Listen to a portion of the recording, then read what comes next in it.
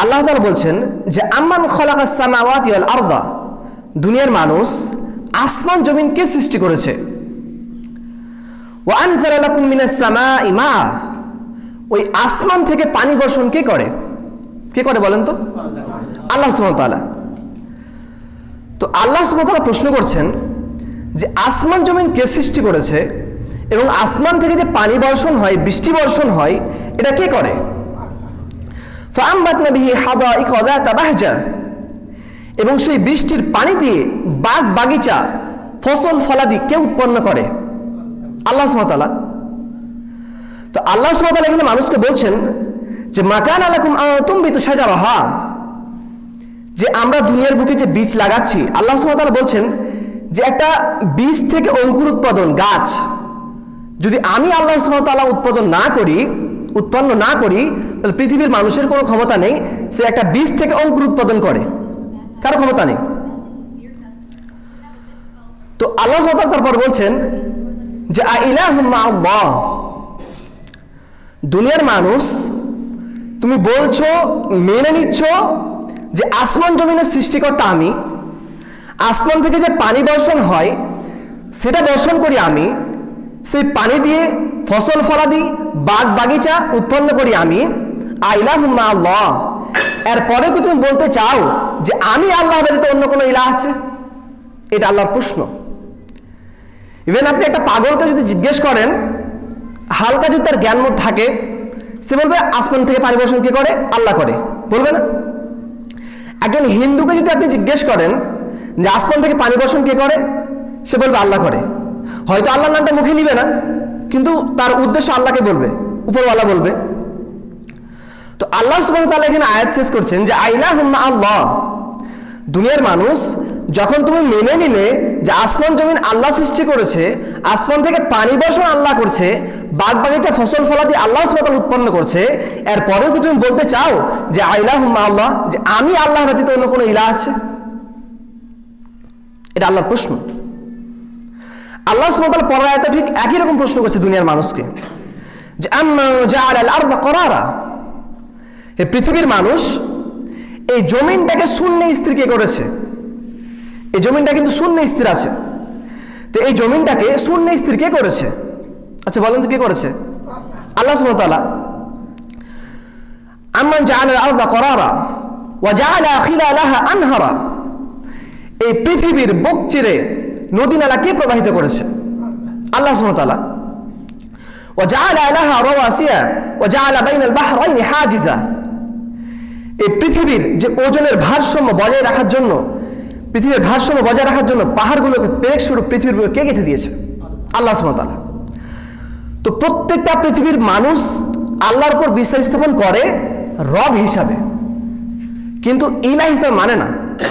এই যে আল্লাহ এই আয়াত ঠিক একই প্রশ্ন করছে যে আইলাহুম মাআল্লাহ, দুনিয়ার মানুষ তুমি মেনে নিলে, তুমি বলছো যে এই পৃথিবীকে শূন্য স্থির আমি করেছি, পৃথিবীর বুক চিরে নদী নালা প্রবাহিত আমি আল্লাহ করেছি, তুমি মেনে নিলে যে পৃথিবীর ওজনের ভারসাম্য বজায় রাখার জন্য পাহাড়গুলোকে পেরেক স্বরূপ পৃথিবীর বুকে আমি আল্লাহ সুবহানাহু ওয়া তাআলা গেঁথে দিয়েছি, তুমি মেনে নিলে জাআলা বাইনাল বাহরাইনি হাজিজা, দুই নদীর মধ্যে যে আর ভেদ এইটা আমি আল্লাহ সুবহানাহু ওয়া তাআলা করেছি। দুনিয়ার মানুষ যখন তুমি মেনে নিলে আইলাহুম মাআল্লাহ, এরপরে কি তুমি বলতে চাও যে আমি আল্লাহ ব্যতীত অন্য কোনো ইলাহ আছে? এটা হচ্ছে আল্লাহর প্রশ্ন। এবার এই প্রশ্নের উত্তর জানতে হলে আমাদেরকে জানতে হবে তাওহীদের প্রকার। এই যে আল্লাহ সুবহানাহু ওয়া তাআলা বলছেন যে তোমরা আমাকে সৃষ্টিকর্তা হিসেবে মেনে নিলে কিন্তু ইলাহ হিসেবে মানতে পারছো না কেন? তো আমরা এর উত্তর জানতে হলে আমাদেরকে জানতে হবে তাওহীদের প্রকার। তাওহীদের প্রকার তিনটি।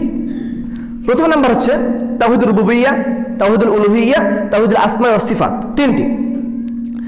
তো প্রথমে আসি তাওহীদুর রুবুবিয়্যাহ, আল্লাহকে রব বলে মানা। তাওহীদুল উলুহিয়্যাহ, আল্লাহকে ইলাহ হিসেবে মানা। এই দুটির মধ্যে কিন্তু পার্থক্য আছে, এটা হয়তো আমরা অনেকে বুঝতে পারি না। আচ্ছা, আমরা যে কালেমা পড়ি, যে আমরা মুসলিম দাবি করি, যে কালেমাটা পড়ি, সেই কালেমাটা কি? লা ইলাহা ইল্লাল্লাহ, যে আল্লাহ ব্যতীত কোনো ইলাহ নাই, নাকি আল্লাহ ব্যতীত কোনো রব নাই? কোনটা কালেমা আমাদের? যে আল্লাহ ব্যতীত কোনো ইলাহ নাই, এটা আমাদের কালিমা। তাহলে এখানে আল্লাহ সুবহানাহু ওয়া তাআলা যে কালেমা সৃষ্টি করেছেন আমাদের জন্য, তৈরি করা আছে, যেটা আমরা মুসলমান হিসেবে দাবি করি এবং বলি যে লা ইলাহা ইল্লাল্লাহ, মানে আমাদের কালেমা হচ্ছে যে আল্লাহ ব্যতীত কোনো ইলাহ নাই, নাকি আল্লাহ ব্যতীত কোনো রব নাই। কোনটা আমাদের কালেমা? তাহলে রব আর ইলাহ কিন্তু এক, কিন্তু আমরা মানুষ সেটাকে একভাবে দেখি না। কেননা আমরা মানুষ আল্লাহ সুবহানাহু ওয়া তাআলাকে রব হিসেবে মানি, কিন্তু ইলাহ হিসেবে মানি না, মানতে পারি না। রাসূল সাল্লাল্লাহু আলাইহি ওয়াসাল্লামের যুগে জাহেলিয়াতের সময় আবু জাহালকে চেনেন তো? আবু জাহেলের নাম শুনেছেন সকলেই? তো আবু জাহেল, আমি পড়ছিলাম এক জায়গায়, সে যখন বদর যুদ্ধে যাচ্ছিল তখন কাবা ঘরে গিয়ে আল্লাহর কাছে দোয়া করছে যে আল্লাহুম্মা আনসুর হাযাল ফিয়াতাইন, হে আল্লাহ আজকে যারা সঠিক পথে আছে তাদেরকে তুমি বিজয় দান করো। কে দোয়া করছে? আবু জাহেল। আল্লাহ সুবহানাহু ওয়া তাআলার কাছে দোয়া চাইছে। তাহলে আবু জাহেলের কিন্তু আল্লাহর প্রতি বিশ্বাস আছে। আব্দুল মুতাল্লিব, রাসূল সাল্লাল্লাহু আলাইহি ওয়াসাল্লামের দাদা, তিনি যখন আবরাহা, যে ইয়ামেনের যে গভর্নর ছিলেন, সে কাবা ঘর আক্রমণ করতে আসছিল, তখন আব্দুল মুতাল্লিব তিনি আল্লাহর কাছে দোয়া করছে, আল্লাহ এটা তোমার ঘর, তুমি রক্ষা করো, আমি মানুষ, আমাদের রক্ষা করা সম্ভব হবে না। তাহলে এখান থেকে বোঝা যাচ্ছে তাদের আল্লাহর প্রতি বিশ্বাস, তারা বিশ্বাস করেছিল আল্লাহকে, তাদের আল্লাহর প্রতি বিশ্বাস ছিল, কিন্তু সমস্যা কোথায়? তারা আল্লাহ সুবহানাহু ওয়া তাআলাকে ইলাহ হিসেবে মানত না। আল্লাহ সুবহানাহু ওয়া তাআলাকে রব হিসেবে মানত, কিন্তু ইলাহ হিসেবে মানত না। তো আমরা অনেক এরকম মানুষ আছি পৃথিবীর বুকে, যারা আমরা আল্লাহ সুবহানাহু ওয়া তাআলাকে রব হিসেবে মানি, কিন্তু ইলাহ হিসেবে মানতে পারি না।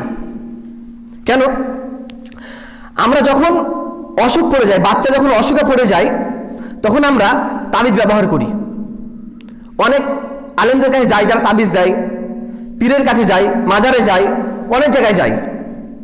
আচ্ছা বলেন তো, একজন মানুষকে রোগ বালা মুসিবত কে দেয়? আল্লাহ সুবহানাহু ওয়া তাআলা। তাহলে আপনি আল্লাহকে রব বলে মানছেন, কিন্তু ইলাহ হিসেবে আপনার মানা হচ্ছে না।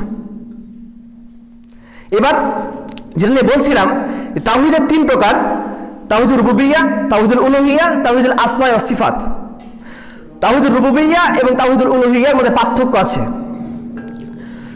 রব শব্দের শাব্দিক অর্থ হচ্ছে তারবিয়াত, অর্থাৎ লালন পালন কর্তা। একজন বাচ্চাকে যেমন মা লালন পালন করে, খাইয়ে পরিয়ে পোশাক পায়খানা পরিষ্কার করে যেমন লালন পালন করে, তো আল্লাহ সুবহানাহু ওয়া তাআলা আমাদেরকে লালন পালন করছেন, তার মানে তিনি আমাদের রব। আর ইলাহ উনি যিনি আমাদের ইবাদত পাওয়ার যোগ্য। আমরা মানুষ তার ইবাদত করব, যিনি সাজদা পাওয়ার হক রাখে।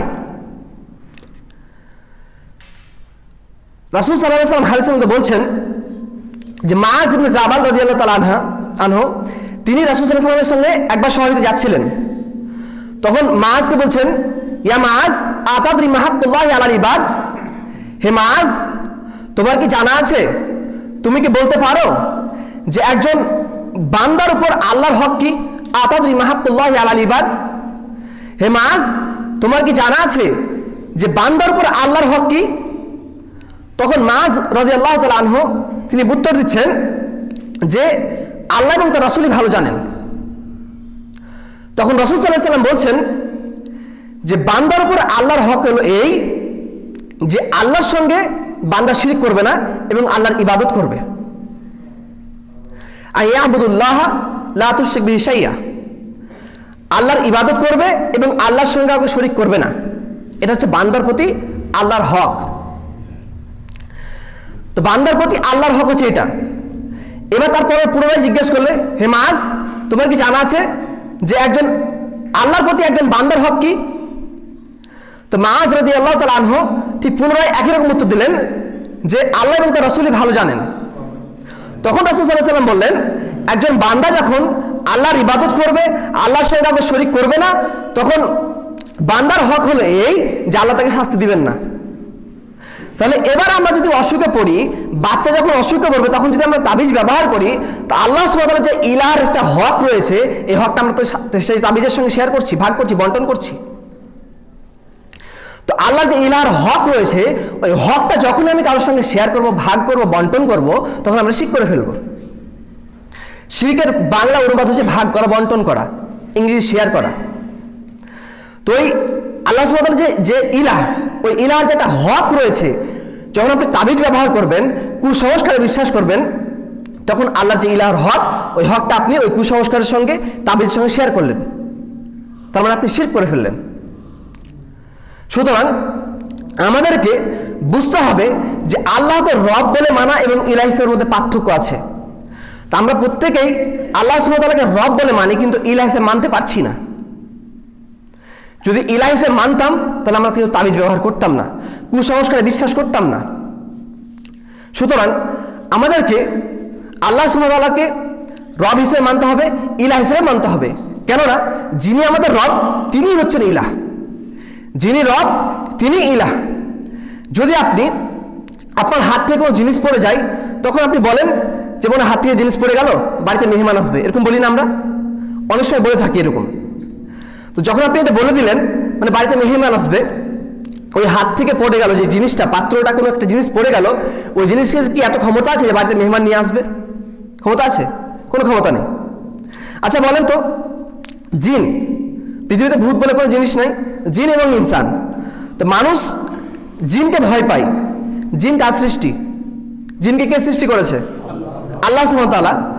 তাহলে জিন আল্লাহর সৃষ্টি, মানুষ আল্লাহর সৃষ্টি। তাহলে যদি আপনি আল্লাহর প্রকৃত বান্দা হন, যদি আপনি আল্লাহর উলুহিয়াতে 100% বিশ্বাসী হন, তাহলে আপনার জিনকে দেখে ভয় লাগবে? আপনার তাবিজ ব্যবহার করা লাগবে? মাদুরি লাগবে? কোনো কিছুর প্রয়োজন হবে না।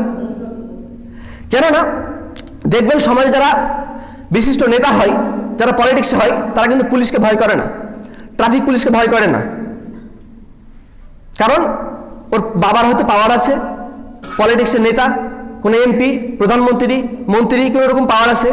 তো আপনি যদি আল্লাহর 100% বান্দা হন, যদি উলুহিয়াতে বিশ্বাস রাখেন, আল্লাহর প্রতি ভরসা রাখেন, তাহলে আপনার তাবিজের কি প্রয়োজন আছে? কোনো প্রয়োজন নাই। তো সময় শেষের দিকে, তো আমি এর এখানে বোঝাতে চাইছি এটাই যে তাওহীদ আমাদেরকে বুঝতে হবে যে আল্লাহ সুবহানাহু ওয়া তাআলাকে আমরা রব হিসেবে মানছি, কিন্তু ইলাহ হিসেবে মানতে পারছি না। তো আমাদেরকে আল্লাহ সুবহানাহু ওয়া তাআলাকে রব হিসেবে মানতে হবে, ইলাহ হিসেবে মানতে হবে। এরপরে তাওহীদুল আসমা ওয়াস সিফাত, আল্লাহর গুণবাচক নামগুলির উপর বিশ্বাস স্থাপন করা। তো আল্লাহর গুণবাচক নাম আমরা অসংখ্য জানি, আমাদের জানা মতো 99টা।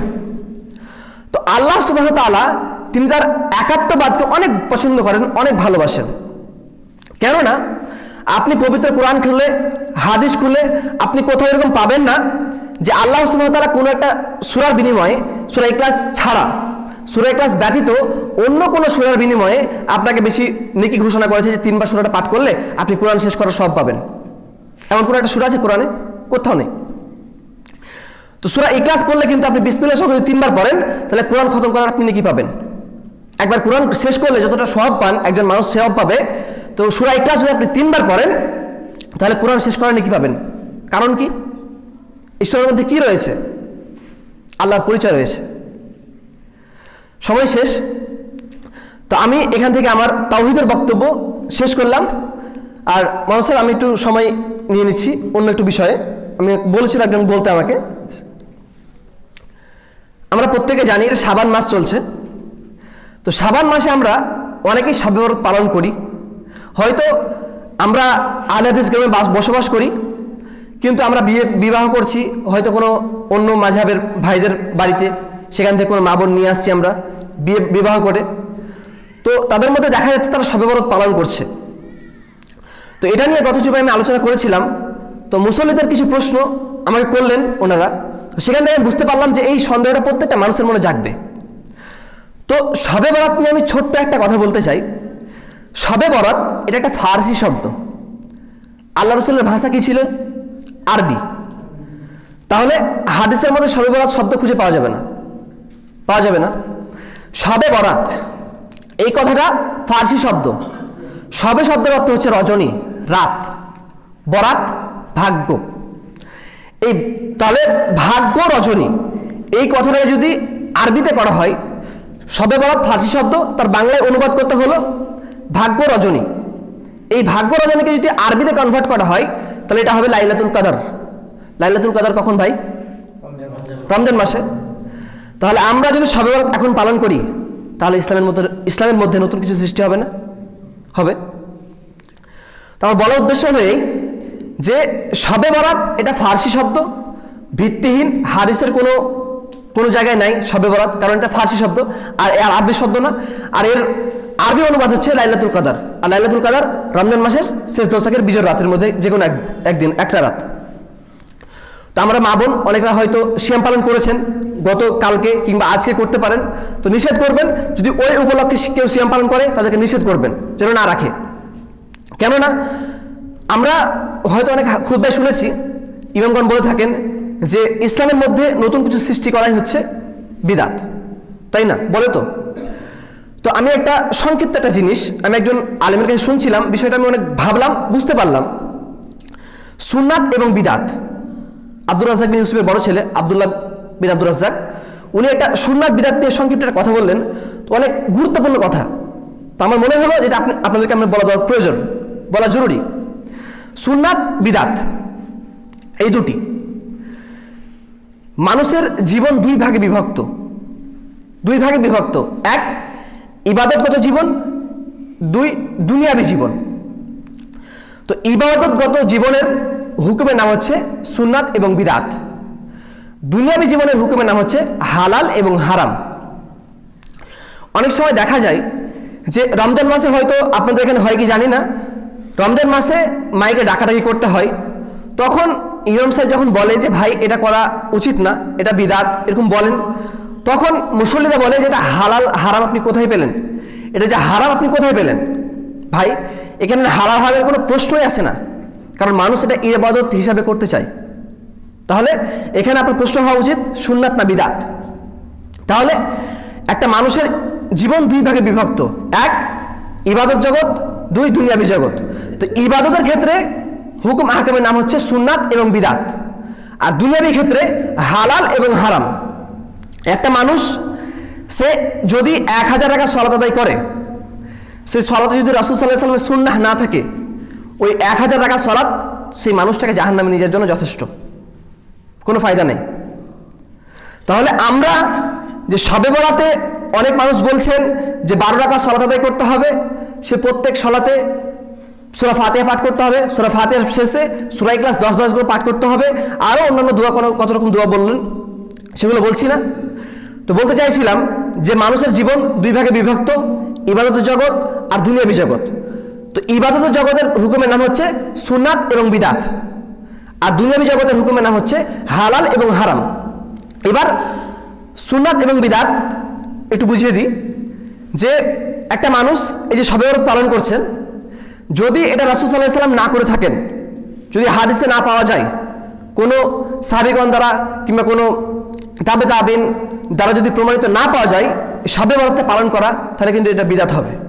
কারণ একটা উদাহরণ, যে পৃথিবীর ধরে নিন সমস্ত কিছু, যত কিছু আছে পৃথিবীর বুকে, সমস্ত কিছুই হালাল। দুনিয়ার ক্ষেত্রে বোঝাচ্ছি, পৃথিবীর সমস্ত কিছুই হালাল। হারাম কতটুকু? যতটুকু আল্লাহ এবং তার রাসূল হারাম করে গেছেন। সুন্নাত এবং বিদাতের এবং হালাল এবং হারামের এই জিনিসটা বুঝে যান, তাহলে বুঝে যাবেন সুন্নাত বিদাত কি জিনিস। পৃথিবীতে যা কিছু আছে সমস্ত কিছুই হালাল। হারাম কতটুকু? যতটুকু আল্লাহ এবং আল্লাহ রাসূল করে গেছেন। এবার আল্লাহ রাসূল হারাম করে গেছেন, যেমন অদ্দাম, রক্ত, তারপর শুকুরের মাংস। হাদিসের মধ্যে পাওয়া যায় যেই প্রাণীর থাবা আছে, শিকারী দাঁত আছে, যেই প্রাণী নাপাক বস্তু খেয়ে বড় হয়েছে, এগুলো মাংস খাওয়া হারাম। তাহলে এই ব্যতীত আপনি পৃথিবীর যত নতুন কোনো খাবার আবিষ্কার হবে, নতুন ব্যবসা হবে, সমস্ত কিছু কিন্তু হালাল। যেখানে আপনার সুদ থাকবে না, মানুষকে ধোঁকা দেওয়া থাকবে না, সেগুলো কিন্তু হালাল।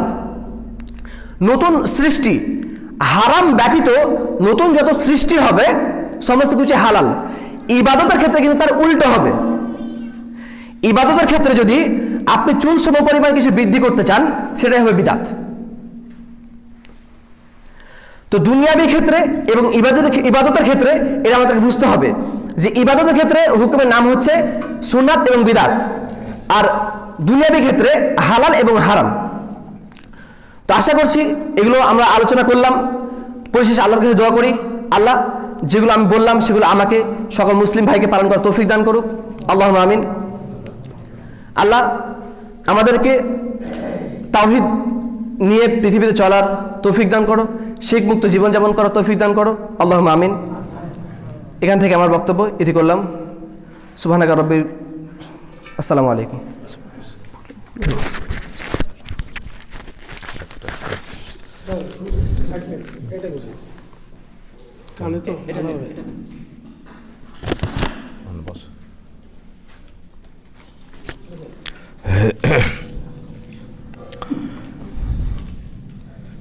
ভাই আলোচনা করছিলেন, এটা আওয়াজ দেয়া নাই। আচ্ছা, ভাই আলোচনা করছিলেন তাওহীদের গুরুত্ব এবং তাৎপর্য। আমরা মাশাআল্লাহ যথাযথ বুঝেছি বিষয়টা। এখন আপনাদের সামনে আলোচনা রাখবেন শেখ সাদরুল ইসলাম বিন সাজ্জাদ হোসেন। ওনার আলোচনা হচ্ছে ঈমান ভঙ্গের কারণ সমূহ, কি কি কারণে ঈমান আমাদের ভেঙে যায়, এ প্রসঙ্গে উনি আলোচনা করবেন, আপনারা শুনবেন। আসসালামু আলাইকুম।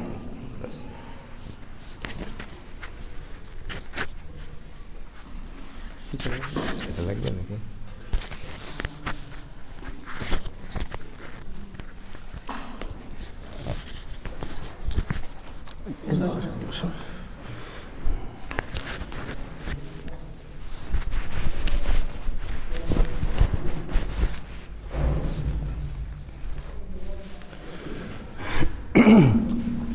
السلام عليكم ورحمة الله وبركاته. إن الحمد لله نحمده ونستعينه ونستغفره ونؤمن به ونتوكل عليه ونعوذ بالله من شرور أنفسنا ومن سيئات أعمالنا. من يهده الله فلا مضل له ومن يضلل فلا هادي له. وأشهد أن لا إله إلا الله وحده لا شريك له وأشهد أن محمدا عبده ورسوله. أما بعد، فأعوذ بالله من الشيطان الرجيم. بسم الله الرحمن الرحيم. وما يؤمن أكثرهم بالله إلا وهم مشركون. উপস্থিত উলামায়ে কেরামগণ এবং শ্রোতামণ্ডলী, ওই সভার সম্মানিত সভাপতি মহাশয়, আজকে আমার আলোচ্য বিষয়বস্তু হচ্ছে নাওয়াকিজুল ঈমান তথা ঈমান ভঙ্গের কারণ। এই বিষয়টা অত্যন্ত গুরুত্বপূর্ণ একটি বিষয়, যেটা বেশিরভাগ মানুষই আমরা অবগত নয়। আজকের দিনে যদি আমাদের জিজ্ঞাসা করা হয় যে অজু ভঙ্গের কী কারণ, তো আমরা কম বেশি বলতে পারবো যে যদি বাতকর্ম হয়, বায়ুত্যাগ করে বা প্রস্রাব পায়খানা করে তো এতে অজু নষ্ট হবে, এটা আমরা কম বেশি জানি। যদি জিজ্ঞাসা করা হয় যে সালাত ভঙ্গের কারণ কি, নামাজ কিভাবে ভঙ্গ হয়, তো আমরা কম বেশি বলে দিতে পারবো। যদি জিজ্ঞাসা করা হয় যে সিয়াম কোন কোন কারণে ভঙ্গ হয়, তো সেটাও আমরা কম বেশি বলতে পারবো। কিন্তু ঈমান ভঙ্গের কারণ কি, কোন কারণে মানুষ মুসলিম থেকে কাফের হয়ে যায়, এটা কিন্তু অনেকেই বলবে যে ঈমান কি ভঙ্গ হয়, একটা মানুষ কিভাবে কাফের হয়, কথা বললে কোনো একটা কথা হয়তো বললো, সে তার কারণে কি সে মুরতাদ বা কাফের হয়ে যাবে, এটা একটা অবিশ্বাস্য মনে হবে অনেক ক্ষেত্রে। আমরা যেমন কালিমায়ে তাওহীদের মাধ্যমে, দুটি সাক্ষ্যদানের মাধ্যমে ঈমান আনয়ন করি যে আশহাদু আল্লা ইলাহা ইল্লাল্লাহ, আল্লাহ ছাড়া সত্য কোনো ইলাহ নেই, ওয়া আশহাদু আন্না মুহাম্মাদান আবদুহু ওয়া রাসূলুহু, মুহাম্মদ সাল্লাল্লাহু আলাইহি ওয়াসাল্লাম আল্লাহর বান্দা এবং রসুল। এবং এমন কিছু কথা আছে যার মাধ্যমে ঈমান কিন্তু নষ্ট হয়। এবারে আসি যে কি কারণে মানুষের এই বিষয়গুলো থেকে অবগতির বাইরে বা এই বিষয়গুলো অজানা থেকে যায় অনেক ক্ষেত্রে, কারণটা কি? আমি যে বিষয়টা অনুসন্ধান করলাম সেটা হচ্ছে যে আমরা ওযু ভঙ্গের কারণ, সালাত ভঙ্গের কারণ, সিয়াম ভঙ্গের কারণ, অন্যান্য যে বিষয়গুলি আছে সেগুলি কিন্তু আমরা প্র্যাকটিস করি। আমি ওযু করছি, দেখা গেল ওযু করে চলে আসে, আমার গোড়ালিটা শুকনো আছে। কেউ একজন বললো যে ভাই আপনার তো গোড়ালিটা শুকনো আছে, গোড়ালি এখনো ভিজেনি। তো আমি বললাম যে অতটুকু শুকনো থাকলে কি মানে ওযু হবে না? তো তিনি বললেন না, হবে না, এটা কি জানেন? তখন আমার সংশোধন হয়ে গেলাম। আবার ধরেন কেউ একজন নামাজ পড়ছে, তো সালাত অবস্থায় এদিকে ওদিকে তাকাচ্ছে এভাবে, তো তো পর একজন বলে, কী ব্যাপার, তুমি এদিকে করে তাকাচ্ছ কেন নামাজের মধ্যে? কেন, অসুবিধা কি? তো নামাজের মধ্যে তাকাতে হয় না, সালাত হবে না ওতে, তাই নাকি? হ্যাঁ, সংশোধন হয়ে গেল। তো একজন ধরেন বাড়ি থেকে বের হয়েছে, রোজার মাস, রমজান মাস, তো সে আখ খেতে খেতে বা বিস্কুট বা কিছু একটা খেতে বা পান করতে করতে আসছে। তো বলছে, কি রমজান মাস তুমি খাওয়া দাওয়া করছো যে? বলছে, হ্যাঁ রোজা তো আমি শ্যাম পালন করেছি, তো অসুবিধা কি? বলছে, শ্যাম অবস্থায় খাওয়া দাওয়া, পানাহার বা স্ত্রী সঙ্গম করা নিষেধ, জানো না? আমি ধরে নিচ্ছি যে যদি এই বিষয়গুলো মানুষ সামনে ভুল করে তো কিন্তু কি হবে না, মানে কেউ না কেউ ভুল ধরিয়ে দেয়, যে কারণে 100% এই বিষয়গুলার জ্ঞান যদি নাও থাকে, কম বেশি কিছু না কিছু আমাদের জানা আছে, কিন্তু ঈমান ভঙ্গের কারণ সেটা খুব কম মানুষই জানে, যারা পড়াশোনা করে বা রিভাইজ করে বা ভালোভাবে আলেমদের শরণাপন্ন হয়, জানে, তারা ভালোভাবে জানে বিষয়টা, কিন্তু বেশিরভাগ মানুষের অবগতির বাইরে বিষয়টা। তাই আজকে আমি আলোচনা করছি নাওয়াকিদুল ঈমান তথা ঈমান ভঙ্গের কারণ। কোন কোন কারণে ঈমান ভঙ্গ হয়, ঈমান নষ্ট হয়ে যায়, সে কাফের হয়ে যাবে, আবারও তাকে ঈমান আনতে হবে। মনে রাখবেন, কেউ এই ধরনের কোনো কাজ যদি করে তাহলে সে যে কাফের হয়ে গেলে আর মুমিন হতে পারবে না, এমনটা নয়। কিন্তু প্রথমে বলে দিচ্ছি, ধরেন এই ধরনের যে আলোচনাগুলো করবো আমি ইনশাল্লাহ, সেই কোনো কথাবার্তা বা কাজ যদি কেউ করে, পরবর্তী সময় হয়তো সে বুঝতে পারলো বা জানতে পারলো, তখন তাকে আবারও তওবা করে আশহাদু আল্লা ইলাহা ইল্লাল্লাহ ওয়া আশহাদু আন্না মুহাম্মাদান আবদুহু ওয়া রাসূলুহু, এই সাক্ষ্যদানের মাধ্যমে আবারও তাকে ঈমান নবায়ন করতে হবে, নতুনভাবে তাকে আবারও ঈমান আনতে হবে, আবার মুসলিম হতে হবে, মনে রাখতে হবে। তো ঈমান ভঙ্গের যে কারণগুলি আছে, অনেক কারণ বিভিন্ন উলামায়ে কেরামগণ লিখেছেন, তার মধ্যে 10টি পয়েন্ট যেগুলি অত্যন্ত গুরুত্বপূর্ণ আছে, এগুলি মেন কারণ যেগুলি, সেগুলি আমি উল্লেখ করছি ইনশাল্লাহ। যার 1 নম্বর হচ্ছে, ঈমান ভঙ্গের 1 নম্বর কারণ হলো আশরিকু ফি ইবাদাতিল্লাহ, আল্লাহ সুবহানাহু ওয়া তাআলার সঙ্গে শিরক করা তথা অংশী স্থাপন করা। আমার আগের যিনি আলোচক, উনি তাওহীদ সম্পর্কে আলোচনা করলেন এবং কিছুটা তিনি ইঙ্গিত করে দিয়েছেন যে শিরক এর বিষয়ে, অর্থাৎ আল্লাহ সুবহানাহু ওয়া তাআলার যে সমস্ত ক্ষমতা আছে, সেই ক্ষমতা বা সেই জায়গাতে যদি আমরা অন্য কাউকে মনে করি সামান্য পরিমাণেও, তাহলে সেটা শিরক হবে। সেটা শিরকের অনেক প্রকার আছে, যেমন প্রধানত একটা শিরকে জলি, শিরকে খফি, শিরকুল আকবার, শিরকুল আসগার। শিরকে আকবার মানে বড় শিরক, শিরকে আসগার মানে ছোট শিরক। বড় শিরক যেমন কবর পূজা, মূর্তি পূজা, এই বড় বড় যেগুলো আছে সেগুলো শিরকে আকবার। আর শিরকে আসগার যেগুলো ছোট ছোট যে শিরক, যেমন তাবিজ কবজ ব্যবহার করা, তারপরে আপনার যদি যে সমস্ত কথাবার্তার মাধ্যমে শিরক হয়, যেমন যদি কথার মাধ্যমে মানুষ শিরক করে, রাস্তায় যদি বাচ্চাটি না যেত তাহলে অ্যাক্সিডেন্ট ঘটতো না। রাত্রেবেলায় কেউ আপনার বাড়িতে এসেছে, আপনার বাড়িতে লেবু গাছ আছে, সে বললো যে একটা লেবু দরকার, সে বলতে রাতের বেলায় গাছকে কষ্ট দেওয়া যাবে না, এটা করা যাবে না, এটা এক ধরনের শিরক। ঠিক করছে, আপনি বললেন যে দেখো ঠিক করছে, এটা এক ধরনের শিরক। ভাই কথা বললেন যে আপনার হাত থেকে কোনো বাসন বা কিছু পড়ে গেল, মানুষ আসছে, এই ধরনের ছোট ছোট শিরক, এগুলা সবই শিরক।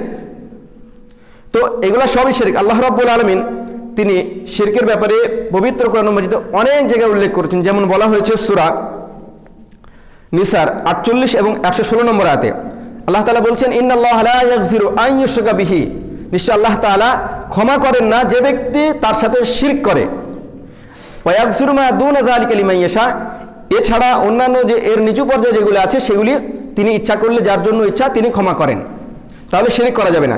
এই শিরক এত ভয়ঙ্কর যে আল্লাহ রাব্বুল আলামিন তিনি সূরা আনআমের 88 নম্বর আয়াতে প্রায় 18 জন নবীর নাম উল্লেখ করছেন, তারপরে বলছেন ওয়ালাউ আশরাকু, এই সমস্ত নবীরা যদি শিরক করত, লাহাবিতা আনহুম মা কানু ইয়ামালুন, তাদের জীবনের সমস্ত কর্মফল নিষ্ফল হয়ে যেত।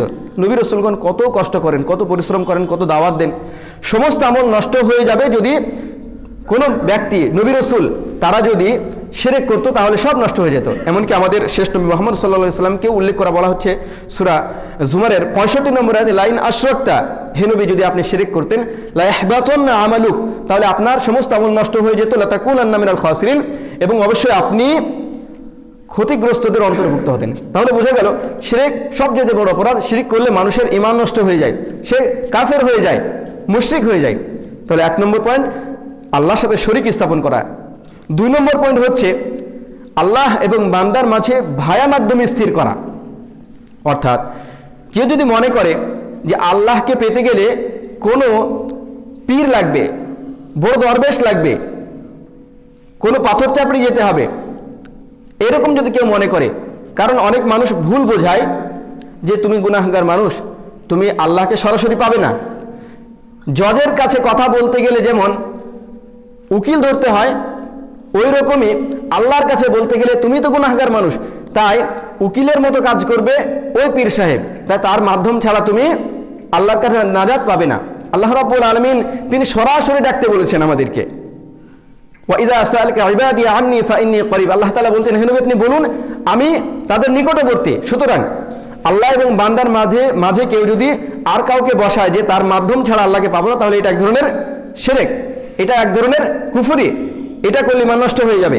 এবং অনেক মানুষ দেখবেন বিপদ আপদে পড়লে পাথর চাপড়ে যায়, বা দেখবেন গঙ্গাতে অনেকে মান্যত করে, বিভিন্ন জায়গায় মান্যত করে, সন্তান না হলে কোনো জায়গায় গিয়ে একটা তেনাতে ন্যাকড়াতে একটা পাথর বা ইট পাটকেল বেঁধে গাছে বেঁধে দিচ্ছে, সেটা যত ভার হবে পেটেও নাকি ভার হয়, নাউযুবিল্লাহি মিন যালিক। এগুলো সবই অন্যায়, এগুলা সবই ইমান ভঙ্গের এক একটি কারণ।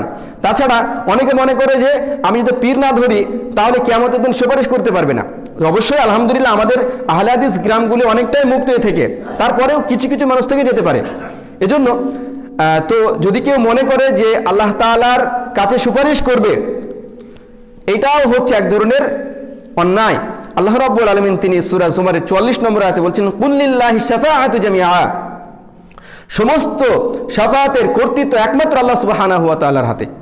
সুতরাং তিনি যখন কাউকে অনুমতি দেবেন তারপরে কিয়ামতের দিন সুপারিশ করতে পারবে। আমরা সহিহ বুখারীর 7440 নম্বর হাদিস অনুসারে জানি যে কিয়ামতের দিন মানুষেরা যখন ছটফট করবে, অনেকটা সময় অতিবাহিত হয়ে যাবে, আদম আলাইহিস সালামের কাছে যাবে যে বিচারটা যাতে হয়ে যায়। আদম আলাইহিস সালাম বলবেন আমি পারবো না, নূহ আলাইহিস সালামের কাছে যাওয়া হবে, নূহ আলাইহিস সালাম ফিরিয়ে দেবেন, ঈসা আলাইহিস সালাম, ইব্রাহিম আলাইহিস সালাম, মুসা আলাইহিস সালাম, শেষ মুহাম্মদ সাল্লাল্লাহু আলাইহি সাল্লামের কাছে যাওয়া হবে, তিনি আল্লাহর কাছে যাবেন এবং সিজদায় পড়ে যাবেন। কত সময় অতিবাহিত হবে কেউ জানে না। তারপরে একসময় আল্লাহ তাআলা বলবেন যে হে নবী আপনি মাথা উঠান, আপনার কথা শোনা হবে, আপনার সুপারিশ কবুল করা হবে, আপনি বলুন। তাহলে তিনি যখন অনুমতি পাবেন তারপরে তিনি সুপারিশ করবেন। তাহলে কেউ যদি মনে করে যে কিয়ামতের দিন অমুক পীর বাবা তিনি আমাদেরকে জাহাজ নিয়ে এসে তুলিয়ে আমাদেরকে জান্নাতে নিয়ে চলে যাবেন, তাহলে কতটা অন্যায় কথা এটা। আল্লাহ রাব্বুল আলামিন তিনি সূরা আল বাকারা 255 নম্বর আয়াতে বলছেন, মান যাল্লাযী ইয়াশফাউ ইনদাহু ইল্লা বিইজনিহি, কে সেই ব্যক্তি যে আল্লাহর অনুমতি ছাড়া তার কাছে সুপারিশ করবে? কে সে? কার এত বড় সাহস? সুতরাং কেউ যদি মনে করে যে আল্লাহ এবং বান্দার মাঝে এমন কাউকে ধরতে হবে যার মাধ্যম দিয়ে আমি আল্লাহর কাছে পৌঁছাবো, এটা মারাত্মক অন্যায়, এটা অপরাধ, এটা ঈমান ভঙ্গের একটি কারণ। তাছাড়া আল্লাহ রাব্বুল আলামিন সূরা ইউনূস 10 নম্বর সূরার 18 নম্বর আয়াতে বলছেন যে ওয়ায়াবুদুনা মিন দুনিল্লাহ, তারা আল্লাহকে ছেড়ে অন্যকে ডাকে এবং যাদেরকে ডাকে মালা ইয়াজুররুহুম ওয়ালা ইয়ানফাউহুম, তারা তাদের কোনো ক্ষতি করতে পারে না, উপকারও করতে পারে না। তারা বলে ওয়ায়াকুলুনা হাউলাই শুফাআউনা ইনদাল্লাহ, এরা আল্লাহর কাছে আমাদের জন্য সুপারিশ করবে। তাহলে সুপারিশ করার কারো কোনো অধিকার নাই। আল্লাহ রাব্বুল আলামিন যখন অনুমতি দেবেন তারপরে সে সুপারিশ করতে পারে। সুতরাং সরাসরি আল্লাহকেই ডাকতে হবে। তৃতীয় নম্বর ঈমান ভঙ্গের কারণ হচ্ছে যে মুশরিকদেরকে কাফের মনে না করা। মুশরিকদেরকে কাফের মনে না করা, যারা কবর পূজা করে, যারা মূর্তি পূজা করে, যারা ঈসা আলাইহিস সালামকে আল্লাহর পুত্র বলে, যারা উযাইরকে আল্লাহর পুত্র বলে, সুতরাং এরা মুশরিক। আর মুশরিকরা তারা কাফের। যদি কেউ মনে করে যে তারা কাফের নয়, তাহলে যে মনে করবে, কোনো মুসলিম যদি মনে করে যে যারা ইহুদি খ্রিস্টান তারা কাফের নাও হতে পারে, তারা এত ভালো ভালো কোয়ালিটি আছে, এত ভালো গুণ, দুনিয়াতে এত ভালো কাজ করে, সুতরাং তারা নাও হতে পারে, আল্লাহ তাদেরকে বাঁচিয়ে দিতে পারেন, তাহলে এটা হচ্ছে ঈমান ভঙ্গের কারণ। তাহলে কোনো মুশরিককে কাফের মনে না করা, তাদের কুফরির ব্যাপারে সন্দেহ পোষণ করা, অথবা তাদের মতবাদকে সঠিক মনে করা। দুনিয়াতে অনেক মতবাদ, অনেক ইজম আছে, যদি কেউ মনে করে যে ওই ইজমের মাধ্যমে সে হয়তো উপকার লাভ করবে, সে আল্লাহর কাছে হয়তো প্রিয়পাত্র হবে, মনে রাখতে হবে এটা এক ধরনের শিরক, এক ধরনের কুফরি, এর মাধ্যমে ঈমান নষ্ট হয়ে যাবে। তাহলে যে মুশরিক তাকে মুশরিক মনে করতে হবে, কাফেরই মনে করতে হবে। অনেক মানুষ বলে যে ইসলাম এমন একটা ধর্ম, এমন একটা জীবন ব্যবস্থা যে কাফেরকেও কাফের বলতে নিষেধ করা, যেটা ভুল কথা। আল্লাহ তাআলা সূরা আল-আনআমের 108 নম্বর আয়াতে বলেছেন ওয়ালা তাসুবুল্লাযীনা ইয়াদউনা মিন দুনিল্লাহ ফায়াসুবুল্লাহা আদওয়াম বিগাইরি ইলম। কথাটা হচ্ছে যারা আল্লাহকে ছেড়ে অন্য দেবদেবীর উপাসনা করে তাদেরকে, ওই সমস্ত দেবদেবীকে তোমরা গালি দিও না, তারাও অজ্ঞতাবশত আল্লাহ সুবহানাহু ওয়া তাআলাকে গালি দিবে। কেউ যদি মূর্তি পূজা করে আপনি সেই পূজনীয় মূর্তিকে গালি দিবেন না, গালি দেওয়া যাবে না, কারণ হচ্ছে সেও হয়তো পাল্টা আল্লাহকে গালি দেবে, এটা নিষেধ করা হয়েছে। কিন্তু সে যে শিরক করছে, মুশরিক হয়ে গেছে, সে যে কাফের, এটা স্পষ্ট, এতে কোনো সন্দেহ নাই। যদি আপনি মনে করেন যে সে মুশরিক হওয়ার পরেও সে জান্নাতে যেতে পারবে, তাহলে এটা ঈমান ভঙ্গের কারণ। 3 নম্বর হলো যে যারা মুশরিক, যারা কাফের, তাদেরকে মুশরিকই মনে করতে হবে। যদি কেউ মুশরিকদেরকে, কাফেরদেরকে কাফের মনে না করে, তাদের কুফরের ব্যাপারে সন্দেহ পোষণ করে, তাদের মতবাদকে সঠিক মনে করে, তাহলে ঈমান নষ্ট হয়ে যাবে। ঈমান ভঙ্গের 4র্থ নম্বর কারণ হচ্ছে যে মহানবী সাল্লাল্লাহু আলাইহি সাল্লাম যে বিধান নিয়ে এসেছেন, ইসলামের যে বিধান, যে হুকুমত, এই বিধানের চাইতেও অন্য কোনো বিধানকে যদি বেশি ভালো মনে করে তাহলে ঈমান নষ্ট হয়ে যাবে। ধরেন কেউ মনে করলো যে 1400 বছর আগে মহানবী মুহাম্মদ সাল্লাল্লাহু আলাইহি সাল্লাম কোরআনের মাধ্যমে আমাদেরকে যে বিধান দিয়েছেন, সেখানে আছে ওয়াসারিকু ফাকতু আইদিয়াহুমা, চোর পুরুষ হোক নারী হোক তার হাত কেটে দাও। জিনা ব্যভিচার যদি কেউ করে, যদি তারা বিবাহিত হয় তাহলে তাদের শাস্তি হচ্ছে মৃত্যুদণ্ড। হ্যাঁ, অবশ্যই সেটা ইসলামী রাষ্ট্র হতে হবে, যিনি রাষ্ট্রপ্রধান থাকবেন তার দায়িত্ব হচ্ছে এই কাজটা করা, আমি আপনি পারবো না। তো কেউ যদি আজকের দিনে মনে করে যে ইসলামের এই বিধানগুলো আজকের দিনে চলবে না, অথবা ইসলামের যে আইন কানুন আছে তার চাইতে আমেরিকার যে সংবিধান, মানবরচিত যে বিধান আছে, ভারতবর্ষের যে সংবিধান আছে, এটা বেশি উত্তম, এটা বেশি ভালো, তাহলে ঈমান নষ্ট হয়ে যাবে। হ্যাঁ, একথা সত্য, আমরা মুসলিমরা ভারতবর্ষে বাস করছি, গণতান্ত্রিক রাষ্ট্র, এখানে আমরা ইসলামিক আইনগুলি পালন করতে পারছি না, ফৌজদারি যে আইনগুলি আছে। তবে ওটা যে সঠিক, ইসলামের বিধিবিধান যে সত্য, সেটা যদি প্রতিষ্ঠিত হয় কোনো জায়গায়, যেখানে আছে আলহামদুলিল্লাহ সেখানে ভালো, উত্তম, এটা অবশ্যই ঈমান রাখতে হবে আপনাকে আমাকে। আমরা সেই আইন ফলো করতে পারছি না, সে ফৌজদারি আইন, ভারতবর্ষের একটা ফৌজদারি আইন আছে, আর এটা ইসলামিক রাষ্ট্র নয়, যেই কারণে সেগুলা আমরা আমল করতে পারছি না, ঠিক। তবে এর চাইতে ইসলামী আইন যে সঠিক, সেটার মাধ্যমে পৃথিবীতে শান্তি আসতে পারে, এটা অবশ্যই ঈমান রাখতে হবে, যে কথা বললাম। তাহলে কেউ যদি মনে করে ইসলামের হুকুমতের চাইতে, ইসলামের বিচার ব্যবস্থা, শাসন ব্যবস্থা বা ইসলামের যে বিষয়গুলি আছে, বিধান আছে, তার চাইতে মানবরচিত বিধান বেশি ভালো যদি মনে করে, সঙ্গে সঙ্গে তার ঈমানটা নষ্ট হয়ে যাবে, সে কাফের হয়ে যাবে। ঈমান ভঙ্গের 5 নম্বর কারণ হচ্ছে যে যদি কেউ ইসলামের কোনো বিধিবিধানকে অপছন্দ করে, ঘৃণা করে, যদিও তিনি সেই বিষয়টা আমল করেন। অর্থাৎ ধরেন কোনো একজন মা বোন, তিনি পর্দা মেনে চলেন, তিনি হিজাব পরিধান করেন, কিন্তু তিনি মনে মনে এরকম একটা চিন্তাধারা যদি থাকে যে ইসলামের যে পর্দার বিষয়টা আছে না, এটা সঠিক নয়, এটা নারীদেরকে ঠকানো হয়েছে, নারীদেরকে অপমান করা হয়েছে, তাহলে কিন্তু ঈমান নষ্ট হয়ে যাবে, যদিও তিনি এই পর্দাকে তিনি মেনটেন করেন। কোনো একজন মুসলিম যদি মনে করেন যে ফজরের সময় এত শীতে বা এত কষ্ট করে ওঠা, আবার সে রাত্রি 12টা-1টা হয়ে যাচ্ছে, ফজরের নামাজটা যদি না হতো ভালো হতো, এই নামাজটা কিন্তু সঠিক টাইমে হয়নি, বাকি 4 ওয়াক্ত হলেই ভালো হতো, অথবা জোহরের টাইমটা না হলে ভালো হতো, ফজরের থেকে ডাইরেক্ট আসরে তিনি সালাত আদায় করেন, কিন্তু যদি এমন ধারণা করেন বা এমন মনে করেন যে এটা ঠিক হয়নি, তিনি অপছন্দ করেন বা ঘৃণা করেন, তাহলে কিন্তু সঙ্গে সঙ্গে তার ঈমান নষ্ট হয়ে যাবে। আল্লাহ রাব্বুল আলামিন সূরা মুহাম্মদের 9 নম্বর আয়াতে বলছেন, যালিকা বিআন্নাহুম কারিহু মা আনজালাল্লাহু ফাআহমাতু আমালাহুম, যা অবতীর্ণ করা হয়েছিল তারা ঘৃণার কারণে, ফাআহমাতু আমালাহুম, তাদের আমল নষ্ট করা হলো, তাদের যত আমল সব বরবাদ হয়ে যাবে, তারা কাফের হয়ে যাবে। সুতরাং যে কোনো বিধান, সেটা ছোট হোক বড় হোক, কোনো বিষয়কে অপছন্দ করা যাবে না। ঈমান ভঙ্গের 6 নম্বর কারণ হচ্ছে ইসলামের যে বিধিবিধান আছে, শাস্তির বিধান, অথবা এই আমল করলে এত সওয়াব, কোরআন এবং হাদিসের মাধ্যমে অকাট্য দলিল দ্বারা যেগুলি সাব্যস্ত, সেই সমস্ত বিধানের ক্ষেত্রে কেউ যদি সেই বিষয়গুলি নিয়ে তুচ্ছ তাচ্ছিল্য করে বা ঠাট্টা বিদ্রুপ করে, ইসলামের যে কোনো বিধিবিধান যেটা কোরআন এবং হাদিস দ্বারা প্রমাণিত, সেই সমস্ত বিষয়গুলির কোনো একটা বিষয় নিয়ে কেউ যদি তুচ্ছ তাচ্ছিল্য করে বা ঠাট্টা বিদ্রুপ করে, তাহলে কিন্তু ঈমান নষ্ট হয়ে যাবে, ঈমান ভঙ্গ হবে। ধরেন কোনো একজন মানুষ আসলো আমাদের সামনে, তার অল্প দাড়ি আছে। তো কেউ একজন বললো, আরে এই দাড়ি কি রাখে, এটা তো ছাগলের দাড়ি, এবং হো হো করে হেসে উঠলো। মনে রাখবেন, এই কারণে কিন্তু ঈমান নষ্ট হয়ে যাবে। একজন খাটো সাইজের মহিলা, শরীর স্বাস্থ্য ভালো, তিনি ধরেন বোরখা আবৃত হয়ে আসছে, কেউ একজন বললো, দেখো একে দেখে অনেকটা ঢপের মতো লাগছে, কি বস্তার মতো লাগছে, দেখতে এত বিকৃতি, এত খারাপ লাগছে, এটা কি পরে? এই কথার কারণ সে কিন্তু সঙ্গে সঙ্গে কাফের হয়ে যাবে, সঙ্গে সঙ্গে কাফের হয়ে যাবে, সে মুরতাদ হয়ে যাবে।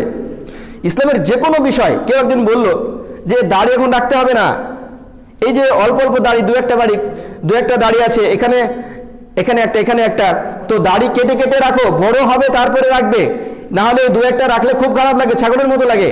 এই কথা বলার কারণে কিন্তু সঙ্গে সঙ্গে তার ঈমান নষ্ট হয়ে যাবে। ঈমান ভঙ্গের এটা একটা কারণ। ইসলামের যে কোনো বিষয় যেটা কোরআন এবং হাদিস দ্বারা সাব্যস্ত, অকাট্য দলিল দ্বারা প্রমাণিত, সেই বিষয়ে যদি কেউ তুচ্ছ তাচ্ছিল্য করে, হাসি ঠাট্টা করে, তাহলে কিন্তু তার ঈমান নষ্ট হয়ে যাবে। আল্লাহ রাব্বুল আলামিন কোরআনে বলেছেন যে কুল আবিল্লাহি ওয়া আয়াতিহি ওয়া রাসূলিহি কুনতুম তাস্তাহজিউন, তোমরা আল্লাহর সাথে, তার রসুলের সাথে, তার আয়াতের সাথে ঠাট্টা তামাশা করছো। লা তা'তাযিরু, তোমরা উযর পেশ করো না। যখন কাউকে বলবেন যে আরে এটা নিয়ে তাচ্ছিল্য করছেন, এটা উপহাস করছেন, তখন এমনি মজা করছিলাম, এমনি বললাম, আমার মনে এরকম কিছু নাই, বলবে। আল্লাহ তাআলা বলেন লা তা'তাযিরু, উযর পেশ করো না, ক্বাদ কাফারতুম বা'দা ঈমানিকুম, ঈমান আনার পরে কাফের হয়ে গেছো। আমরা জানি যে ইয়ারকি সব জায়গায় ঘাটে, কিন্তু মাকে যদি ভাবি বলেন, এটা কি গ্রহণযোগ্য, এটা কি খাটবে? কখনো নয়, এটা মারাত্মক অন্যায়, মারাত্মক অপরাধ। প্রত্যেকটা জিনিস এটা সীমারেখা আছে। সুতরাং আল্লাহ এবং তার রসুলের এবং কোরআন এবং হাদিসের, ইসলামের এই বিষয়গুলো নিয়ে তুচ্ছ তাচ্ছিল্য করা, ঠাট্টা বিদ্রুপ করা মোটেও কাম্য নয়, ঈমান নষ্ট হয়ে যাবে। সুতরাং সাবধান। ঈমান ভঙ্গের 7 নম্বর কারণ হচ্ছে জাদুর মাধ্যমে ভালো কিছু অর্জন করা বা খারাপ কিছু বর্জন করা। যেমন জাদু আজকের দিনে দেখবেন অনেকেই করে। স্বামী স্ত্রী ধরেন মনোমালিন্য হয়েছে, ধরেন স্বামী ঠিকঠাক স্ত্রীকে খেয়াল করছে না, বা যে কোনো কারণে হোক স্ত্রীর স্বামীর প্রতি সন্দেহ, হয়তো অন্য কোথাও বিবাহ করবে বা এই ধরনের কিছু একটা হয়েছে, তখন মাকে গিয়ে বলে যে মা, এই অবস্থা, তোমার জামাই আমার প্রতি আর মন নাই, আমার প্রতি কোনো আগ্রহ নাই, কোনো ভালোবাসা নাই, তার মনে হচ্ছে অন্য কোথাও আগ্রহ। সঙ্গে সঙ্গে মা গেল কোনো এক জায়গায়, কোনো একটা বাড়িতে গিয়ে, সে ভর বাড়ি হোক বা কোনো জ্যোতিষীর কাছে হোক বা যে কোনো জায়গায় গিয়ে তখন জাদু করে। এগুলো জাদু করতে হলে কুফরি করতে হয়, কালো জাদু। এবং জাদু কিন্তু সত্য, মনে রাখবেন, জাদু সত্য। জাদু ব্যবহার করলে সে কাফের হয়ে যাবে, জাদু ব্যবহার করলে কাফের হয়ে যাবে। সুতরাং জাদু যদি কেউ ব্যবহার করে সে কাফের হয়ে যাবে। এটা 7 নম্বর কারণ ঈমান ভঙ্গের। অনেকে দেখবেন যে ভালো সংসার, ভালোভাবে তারা আচরণ করছে, খুব শান্তিতে আছে, অনেকে দেখবেন জাদু করে, বান মারে, বিভিন্ন বিষয়গুলো করে। সুতরাং জাদুর কেউ যদি আশ্রয় নেয়, কেউ যদি জাদুর ব্যবহার করে, তাহলে কিন্তু সে ঈমান ভঙ্গ হবে, ঈমান নষ্ট হয়ে যাবে। এটা একটা কারণ ঈমান ভঙ্গের। সুতরাং সাবধান, কোনো ধরনের এই কাজ যেন কেউ না করে।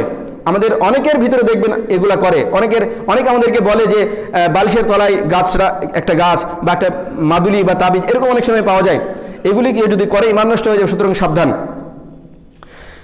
ঈমান ভঙ্গের 8 নম্বর কারণ হচ্ছে যে মুসলিমদের বিরুদ্ধে মুশরিকদের সাহায্য করা।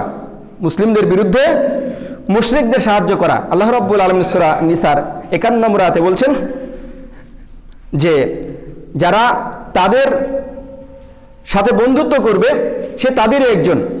অর্থাৎ মুশরিকদের সাথে যদি সে একাকার হয়ে যায় মুসলমানদের বিপক্ষে, যেমন ধরেন মুসলমানদের সাথে মুশরিকদের একটা যুদ্ধ চলছে, যেমন ধরেন ইহুদিদের সাথে বর্তমানে ফিলিস্তিনের যুদ্ধ চলছে। কেউ যদি ফিলিস্তিনিদের নীল নকশা, গোপন অবস্থা, গোপন খবর, তারা কিভাবে প্ল্যান পরিকল্পনা করছে, সেগুলা মুসলমানদের মধ্য থেকে কেউ একজন, তাছাড়া তো পারবে না, মুসলমানদের মধ্য থেকে একজনকে ইহুদিরা নিযুক্ত করলো যে তোমাকে প্রতি মাসে 1 কোটি টাকা দেওয়া হবে, 1 কোটি টাকা দেওয়া হবে, তুমি কি করবে, ওদের মধ্যকার খবরগুলো আমাদেরকে জানাবে। তো কেউ ওই ধোকায় পড়ে ইহুদিদের হয়ে কাজ করলো, ধরেন ইহুদিদের পক্ষ হয়ে মুসলমানদের বিপক্ষে কাজ করলো, তাহলে সে কাফের হয়ে যাবে। তাহলে মুসলমানদের বিপক্ষে মুশরিকদের পক্ষ হয়ে যদি কেউ কাজ করে, তাহলে কিন্তু ঈমান নষ্ট হয়ে যাবে। এটা একটা ঈমান ভঙ্গের কারণ। এমনিতেই অমুসলিম যারা ইহুদি, খ্রিস্টান, যে হোক না কেন, মুশরিক যাই হোক না কেন, সবার সাথে সৌজন্যমূলক আচরণ করতে আল্লাহ তাআলা নিষেধ করেননি। সূরা মুমতাহিনার 8 নম্বর আয়াতে আল্লাহ তাআলা বলেছেন যে যারা তোমাদেরকে ঘর থেকে বের করে দেয়নি, খারাপ আচরণ করেনি, তাদের সাথে আল্লাহ তাআলা তোমাদেরকে সৌজন্যমূলক আচরণ করতে নিষেধ করেননি। সুতরাং ভালো আচরণ করা যাবে, কিন্তু অন্তরঙ্গ বন্ধু বানানো যাবে না। মুসলমানদের বিপক্ষে তাদের সাহায্য করা যাবে না, করলে ঈমান নষ্ট হয়ে যাবে। ঈমান ভঙ্গের 9 নম্বর কারণ হলো, কেউ যদি মনে করে যে আমাদের যেমন ইসলাম আমরা পালন করি, ওইরকম যারা হিন্দুজম পালন করে, বাহারি ধর্ম পালন করে, খ্রিস্টান ধর্ম পালন করে, আমরা যেমন এর মাধ্যমে জান্নাতে যাব, তারাও তো খুব ভালো কাজ করে, তারাও তো তাদের প্রতিপালক বলেন বা তাদের উপাস্য বা তাদের ঈশ্বর বলেন, গড বলেন, তারা তো খুব ভালো যদি ধার্মিক মানুষ হয়, তারাও জান্নাতে যাবে। এই বিশ্বাস যদি থাকে তাহলে কিন্তু এই কারণে ঈমান নষ্ট আপনার হয়ে যাবে। আপনি সব কিছু পালন করছেন, কিন্তু যদি মনে হয় যে আমি যেমন ইসলাম ধর্ম পালন করছি এই জন্য আমি জান্নাতে যাব, ইসলামের মাধ্যমে আমি যেমন আল্লাহর সন্তুষ্টি অর্জন করছি, একইভাবে হিন্দুইজম, খ্রিস্টানিজম বা ইহুদি ধর্ম আপন আপন ধর্ম পালন করে জান্নাতে যাবে, তাহলে এই কারণে ঈমান নষ্ট হয়ে যাবে। আল্লাহ রাব্বুল আলামিন সূরা আল ইমরানের 85 নম্বর আয়াতে বলছেন যে কেউ ইসলাম ছাড়া ওমাই ইয়াবতাগি গায়রুল ইসলামি দীনা, যে কেউ ইসলাম ছাড়া অন্য কিছু তালাশ করবে, অন্য কিছু পালন করবে, ফালা ইউকবালা মিনহু, তার কাছ থেকে কোনো কিছু গ্রহণ করা হবে না, ওহুয়া ফিল আখিরাতি মিনাল খাসিরিন, সে ক্ষতিগ্রস্তদের অন্তর্ভুক্ত হবে। সুতরাং একমাত্র মনোনীত দিন হচ্ছে ইসলাম। ইসলাম ছাড়া আল্লাহ তাআলার কাছে কোনো কিছু গ্রহণযোগ্য হবে না। সুতরাং ইসলাম ছাড়া অন্য কিছু যদি কেউ পালন করে, সে যত ভালোই কাজ করুক না কেন আল্লাহর কাছে গ্রহণযোগ্য হবে না। কেউ যদি মনে করে যে গ্রহণযোগ্য হবে, তাহলে ঈমান নষ্ট হয়ে যাবে। ঈমান ভঙ্গের 10 নম্বর এবং শেষ নম্বর পয়েন্ট হচ্ছে যে দিন থেকে মুখ ফিরিয়ে নেওয়া। আল্লাহ তাআলার যে মনোনীত দিন ইসলাম, সেখান থেকে কেউ যদি মুখ ফিরিয়ে নেয়, অর্থাৎ সারা জীবন সে ইসলামের কথা শুনেও না, আমলও করে না, আর কোরআন হাদিস চর্চাও করে না, মানে একেবারে টোটালি সে দূরে থেকে যায়। অনেক মানুষ থাকে না এমন সমাজে যে জুমার নামাজে পড়তে আসে না, কোনো কথা বলতে গেলে সে বিরক্ত হয়, শুনেও না, আমলও করে না, একেবারে অগ্রাহ্য করে। মনে রাখতে হবে সে কিন্তু অস্বীকার করেনি, তারপরেও সে ঈমান নষ্ট হয়ে যাবে তার।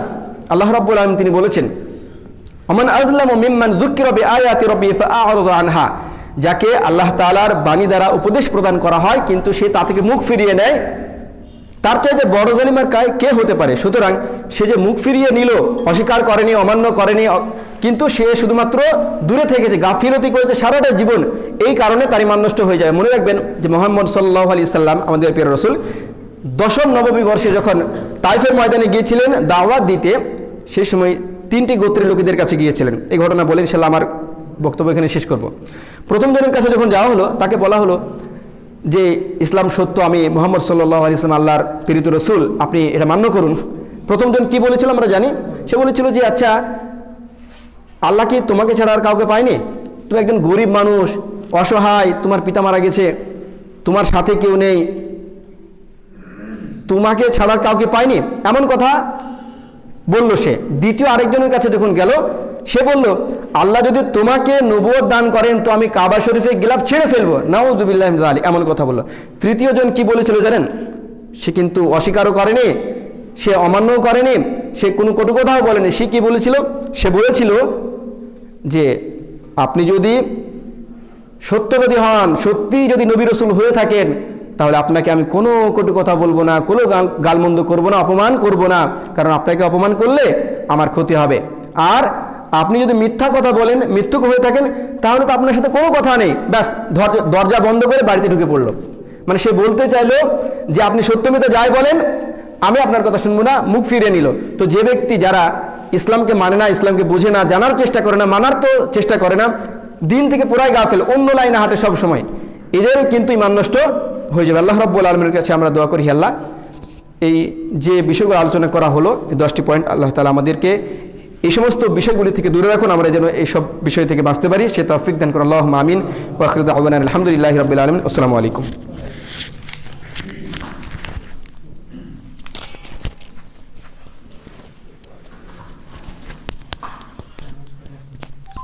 আমরা আশা করি ঈমান ভঙ্গের কারণগুলো আমাদের কাছে যথাযথই ক্লিয়ার হয়েছে।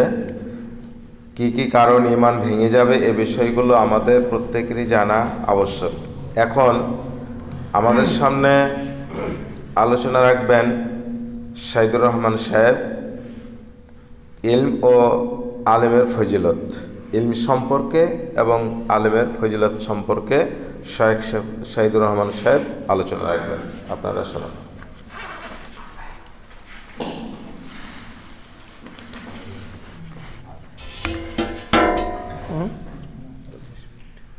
পঁচিশে শেষ করে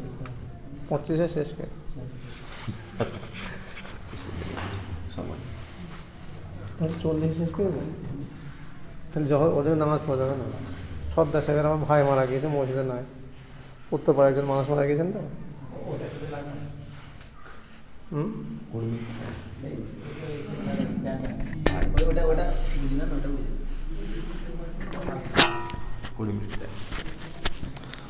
আমি 10 মিনিট পর বলি, নামাজ পড়া যাবে না। আসসালামু আলাইকুম ওয়া রাহমাতুল্লাহি ওয়া বারাকাতুহু। ইন্নাল হামদুলিল্লাহি ওয়াহদাহু ওয়াসসালাতু ওয়াসসালামু আলা নাবিয়্যিন লা নাবিয়্যা বা'দ, আম্মা বা'দ, ফাউযু বিল্লাহি মিনাশ শাইতানির রাজীম। বিসমিল্লাহির রাহমানির রাহিম। فاعلم أنه لا إله إلا الله واستغفر لذنبك وللمؤمنين والمؤمنات والله يعلم متقلبكم ومثواكم। উপস্থিত উলামায়ে দ্বীন, সম্মুখস্থ ধৈর্যশীল দিনদার মুসল্লিবর্গ, প্রশংসা আল্লাহ পাকের, যে রব্বুল আলামিনের প্রশংসা করে শেষ করা যায় না বা যাবে না। সেই রব্বুল আলামিনের সংক্ষিপ্ত প্রশংসা আমরা একবার ভক্তি ভরে বলি আলহামদুলিল্লাহ। অতঃপর বিশ্বনবী মুহাম্মদ রাসূলুল্লাহ সাল্লাল্লাহু আলাইহি সাল্লামের উপর শান্তি ধার বর্ষিত হোক। আল্লাহুম্মা আমিন। আল্লাহুম্মা সাল্লি আলাইহি, আল্লাহুম্মা বারিক আলাইহি। আমরা দুজন বক্তার মুখে গুরুত্বপূর্ণ কথা আমরা শুনলাম। আমার ইলম ও উলামাদের ফজিলত সম্পর্কে কিছু কথা বলার জন্য আমাকে সময় দেওয়া হয়েছে। কারণ এই পৃথিবীতে অনেক জ্ঞান, অনেক রকমের জ্ঞান আছে। আমরা বাংলা, ইংরেজি, হিন্দি এ ধরনের ভাষা সম্পর্কে আমাদের জানার অভাব নেই। তবে মুসলিম উম্মার জন্য যে জ্ঞান সর্বপ্রথম অর্জন করার কথা বিশ্বনবী সাল্লাল্লাহু আলাইহি সাল্লাম বললেন, সেটা হলো আল্লাহ পরিচিতি, আমাদের যে ধর্ম বা দিন পরিচিতি এবং নবী মুহাম্মদ রাসূলুল্লাহ সাল্লাল্লাহু আলাইহি সাল্লাম সম্পর্কে জানা। বিশ্বনবী সাল্লাল্লাহু আলাইহি সাল্লাম বললেন, তোমাদের ঘরের সন্তানেরা যখন কথা বলতে শিখবে তখন তাদের সর্বপ্রথম যে শিক্ষাটা দেবে সেটা হলো লা ইলাহা ইল্লাল্লাহ। এই লা ইলাহা ইল্লাল্লাহ এই শিক্ষাটা তাদেরকে দেবে। তাদের মনের মধ্যে যে শিক্ষাটা দুনিয়া এবং আখিরাতের সঙ্গে সম্পর্ক, সেই শিক্ষাটা দেবে। আমরা পড়েছি, উসুলে সালাসা বলে একটা বই আছে, বা কিতাব তাওহীদে এটা পাওয়া যাবে, যে সর্বপ্রথম ওখানে বলা হয়েছে আল্লাহ সম্পর্কে জ্ঞান অর্জন করা, দিন সম্পর্কে জ্ঞান অর্জন করা এবং নবী সাল্লাল্লাহু আলাইহি সাল্লাম সম্পর্কে জ্ঞান অর্জন করা বা জানা। আপনারা জানেন, মানুষ যখন মারা যাবে, মারা যাওয়ার পর যখন কবরে রাখা হবে, ওই কবরে রাখার পর তাদেরকে জিজ্ঞেস করা হবে। তো ওখানে আপনাকে জিজ্ঞেস করা হবে না যে ইংরেজিতে কতগুলো কবিতা তোমার পড়া আছে, বাংলায় কত কবিতা জানো, কত গদ্য জানো, পদ্য জানো, কতগুলো তোমার ডিগ্রি আছে, এটা জিজ্ঞেস করা হবে না। ঠিক বিশ্বনবী সাল্লাল্লাহু আলাইহি সাল্লাম যেভাবে বলেছেন যে জ্ঞানটা প্রথমে অর্জন করার কথা বলা হয়েছে, সেই জ্ঞান সম্পর্কে কবরে জিজ্ঞেস করা হবে। যে জ্ঞানটা একদম বাল্য অবস্থায় শেখার বা আমরা যারা অভিভাবক বাচ্চাদেরকে শিক্ষা দেওয়ার কথা বলা হয়েছে, ঠিক সেই সম্পর্কে কবরে জিজ্ঞেস করা হবে যে তোমার প্রভুকে। আমার যদি পূর্ণ বিশ্বাসের সঙ্গে জানা থাকে আল্লাহ আমার প্রভু, আল্লাহ তাআলার যে আরও বৈশিষ্ট্যগত কিছু নাম আছে সে সম্পর্কে যদি আমার জ্ঞান থাকে, তাহলে কবরের প্রশ্নের উত্তর দেওয়া আমার ঠেকবে না। যে দিন সম্পর্কে জানার কথা আমাদেরকে বলা হয়েছে, সেই দিন সম্পর্কে যদি আমরা যত সাধ্য জানি, তাহলে পরে কবরে যখন জিজ্ঞেস করা হবে তোমার দিন কি ছিল, আমার কবরে উত্তর দিতে অসুবিধা হবে না। বিশ্বনবী সাল্লাল্লাহু আলাইহি সাল্লামের বিধান সম্পর্কে সাধ্য মতো জ্ঞান যদি আমাদের থাকে, নবী সাল্লাল্লাহু আলাইহি সাল্লাম তিনার দিন সম্পর্কে, তিনার রাস্তা সম্পর্কে যদি আমাদের মতবাদ সম্পর্কে যদি আমাদের যথাযথ জ্ঞান থাকে, সেদিন যখন জিজ্ঞেস করা হবে বা বিশ্বনবী সাল্লাল্লাহু আলাইহি সাল্লামের ছবি নিয়ে এসে ধরা হবে এই লোকটি কে, আমাদের বলতে মোটেই আটকাবে না। প্রশ্নের উত্তর আমরা সহজেই দিয়ে দেব। তাহলে আমরা সহজেই বুঝতে পারি যে জ্ঞান অর্জন করার কথা আল্লাহ তাবারক ওয়া তাআলা বললেন, ফা'লাম আন্নাহু লা ইলাহা ইল্লাল্লাহ, যে তুমি জেনে নাও আল্লাহ তাবারক ওয়া তাআলা ছাড়া তোমার ইলাহ নেই, মাবুদ নেই, উপাসনার উপযোগ্য কেউ নেই। আর তুমি ক্ষমা চাও, তুমি যে ভুলগুলো করেছো, পাপগুলো করেছো, তার জন্য মুমিনদের এবং মুমিনাদের জন্য আল্লাহ তাবারক ওয়া তাআলা তোমাদের সকলের চলাফেরা এবং তোমাদের থাকার জায়গা সম্পর্কে আল্লাহ ভালো জানেন। তাহলে এখানে আমরা বুঝতে পারলাম যে প্রথম যে জ্ঞান আমাদের অর্জন করতে হবে, এক আল্লাহ সম্পর্কে আমাদের জ্ঞান অর্জন করতে হবে। আপনারা জানেন এই পৃথিবীতে এক আল্লাহকে জানার ফলে অসংখ্য মনীষীগণ পৃথিবীতে এমন কিছু জিনিস আবিষ্কার করে গিয়েছেন, আজ পর্যন্ত তাদের ধারে নাগালে কেউ যায়নি। শুধু ভারতবর্ষে দেখুন, মুসলিমরা যে জিনিসগুলো তৈরি করে রেখে গেছে সব বিকৃত করছে, সব নাম পরিবর্তন করে দিচ্ছে। শুধু তাই নয়, বাইতুল হিকমা যে বাগদাদের যে লাইব্রেরি, কায়রোতে যে লাইব্রেরিটা করা হয়েছিল দাজলা নদীর তীরে, ওই লাইব্রেরিতে যে সমস্ত ব্যক্তিবর্গের ইতিহাস দেওয়া আছে, যারা তৈরি করেছেন বিভিন্ন রকমের জিনিস। আজ আমরা জাহাজ তৈরি সম্পর্কে, ক্যামেরা সম্পর্কে একজন মুসলিম আবিষ্কার করেছেন। সর্বপ্রথম তিনি যখন ক্যামেরা তৈরি করেন, মোমবাতি নিয়ে শুরু করেন। মোমবাতির পাশে পাতলা একটা কাপড় ধরছেন, ছায়ার অপর দিক থেকে দেখতে পাচ্ছেন, এইভাবে তিনি তৈরি করলেন ক্যামেরা। প্রত্যেকটা জিনিসের তৈরিকারী হিসেবে মুসলিমরা সর্বপ্রথম হাত দিয়েছেন, মুসলিমরা তৈরি করেছেন। পরবর্তীতে সেটা অন্যকে এসে তার রূপ রূপান্তরিত করার ফলে তাদের নাম এসেছে। কিন্তু প্রত্যেকটা জিনিস, আজ ট্রেন বলুন, জাহাজ বলুন, যত কিছু আপনারা জানেন, সমুদ্রে যে জাহাজগুলো চলে সেগুলো কোনো সাধারণ মানুষের তৈরি নয়, হযরত নূহ আলাইহিস সালাম থেকে সেটা তৈরি আছে। তাহলে এই যে জিনিসগুলো মানুষ আবিষ্কার করছে শুধু জ্ঞানের কারণে, জ্ঞান অর্জন করেছে বলে তাই। আর বিশ্বনবী সাল্লাল্লাহু আলাইহি ওয়াসাল্লাম বললেন, কোন মানুষ যদি জ্ঞান অর্জনের জন্য রাস্তায় বাইরে হয়, সেই ব্যক্তির জন্য আল্লাহ তাবারক ওয়া তাআলা জান্নাতের রাস্তা সহজ করে দেন। কেন? এই জন্য একটা মানুষ, সাহাবাদের সম্পর্কে আপনারা জানেন, এমন কিছু সাহাবা সামান্য অল্প জ্ঞান অর্জন করেছেন, আর সেই জ্ঞানটা নিয়ে তেনারা চর্চা করে সেই জ্ঞানের ভিতরে তেনারা থেকেছেন। আমরা অনেক জানার চেষ্টা করি আমলের, কিন্তু আমরা আমলের দিক দিয়ে পিছিয়ে থাকি। এই হাদিসের শেষ অংশে বলা হয়েছে, যে ব্যক্তি জানলে আর তার আমল যদি তাকে পিছিয়ে রাখে, তার বংশ গৌরবে কিন্তু তাকে কখনো আগে নিয়ে যেতে পারবে না। আজ আমাদের লাঠিবল জনবল, আজ অর্থবল অনেক প্রতাপ আছে, প্রতাপশালী বলে আমাদের এই বংশের গৌরবে যে আগে নিয়ে যাবে না, আপনার আমলে আপনাকে আগে নিয়ে যাবে। আপনার জ্ঞান, যে জ্ঞান অর্জন করেছেন সেই জ্ঞানের কারণে আপনাকে আগে নিয়ে যাওয়া যাবে। যার কারণে ওমর বিন আব্দুল আজিজ একটা উক্তি বলেছেন যে আপনারা সকলে আলেম তৈরি হয়ে যান, প্রত্যেকটা মানুষ আপনারা আলেম হন। কারণ আল্লাহ তাআলা কোরআনে বলছেন, ইন্নামা ইয়াখশাল্লাহু মিন ইবাদিল উলামা, আল্লাহ তাবারক ওয়া তাআলাকে প্রকৃতভাবে ভয় করে থাকেন তেনারা হলো উলামা সম্প্রদায়, আলেম সম্প্রদায়। আজ আলেমদের ব্যাপারে কত কথা শুনতে পাবেন। আজ ওগুলো পড়ছিলাম যে আলেমদের পিছনে যারা লাগে তাদের দুনিয়া এবং আখেরাতে ভালো হবে না, দুনিয়াতেও ভালো হবে না, আখেরাতেও ভালো হবে না। কত আলেমের বদদা পেয়ে মানুষ ধ্বংস হয়েছে। তার জন্য ওমর বিন আব্দুল আজিজ বলেছেন, আপনারা আলেম হয়ে যান। যদি আলেম না হতে পারেন, আলেমের ছাত্র হন, আলেমের কাছে শিখতে থাকুন। আজ মসজিদ বোঝাই লোক জুম্মার দিনে আসবেন, তেনারা জুম্মার নামাজ পড়েন। জুম্মার নামাজ পড়ার পর যদি আপনি গেটে গিয়ে একটা একটা করে জিজ্ঞেস করেন যে আপনি রুকুর দোয়াটা ঠিক করে বলুন, আপনি যে 10টা সূরা বলছেন আমার জানা আছে, সূরা 10টা একবার শুনিয়ে যান, দেখবেন 10টা সূরায় আপনার সঠিকভাবে শিক্ষা নেওয়া নেই।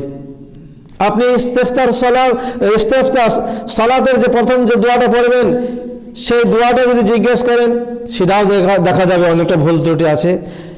নামাজ শিক্ষা আমাদের উস্তাদ ধরে শিক্ষা নেওয়া হয় না, আমরা দেখা দেখে ভাবে শিখছি, যার কারণে আমাদের ভুল ত্রুটি থেকে যায়। রফুল ইয়াদাইন অনেকে ঠিক মতো করতে পারেন না। পায়ে পা লাগানোটা এখনো পর্যন্ত আমাদের প্রত্যেক জুম্মায় প্রত্যেক ওয়াক্ত 5 রাখতে বলা হয়, এখনো দাঁড়ানোটা শেখা হলো না।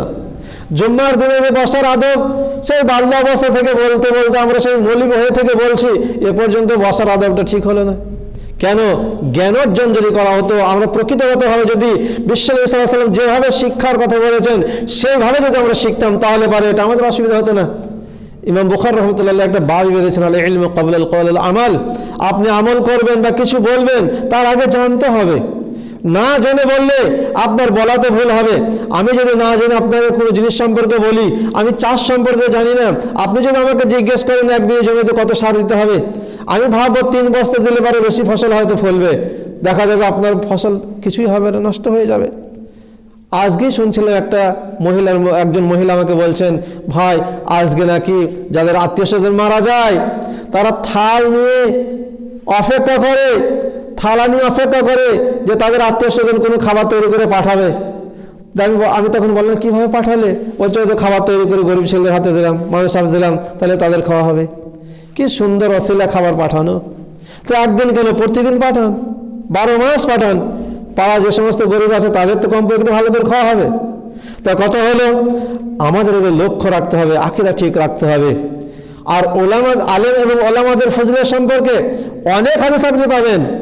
যে ব্যক্তি জ্ঞান অর্জন করার জন্য রাস্তায় বাইর হন, সেই ব্যক্তির জন্য আল্লাহ পাকের ফেরেশতার রহমতের পাখনা বিছিয়ে দিয়ে থাকেন। আর ওই পাখনা বিছানোটাই শেষ নয়, যে রাস্তা দিয়ে ওই জ্ঞান অর্জনকারী বাইর হবেন বা যাবেন, ওই রাস্তার পোকামাকড় পিপিলিকা পুকুরের কাছ দিয়ে গেলে পুকুরের মাছ পর্যন্ত তার কল্যাণের জন্য দোয়া করে থাকেন।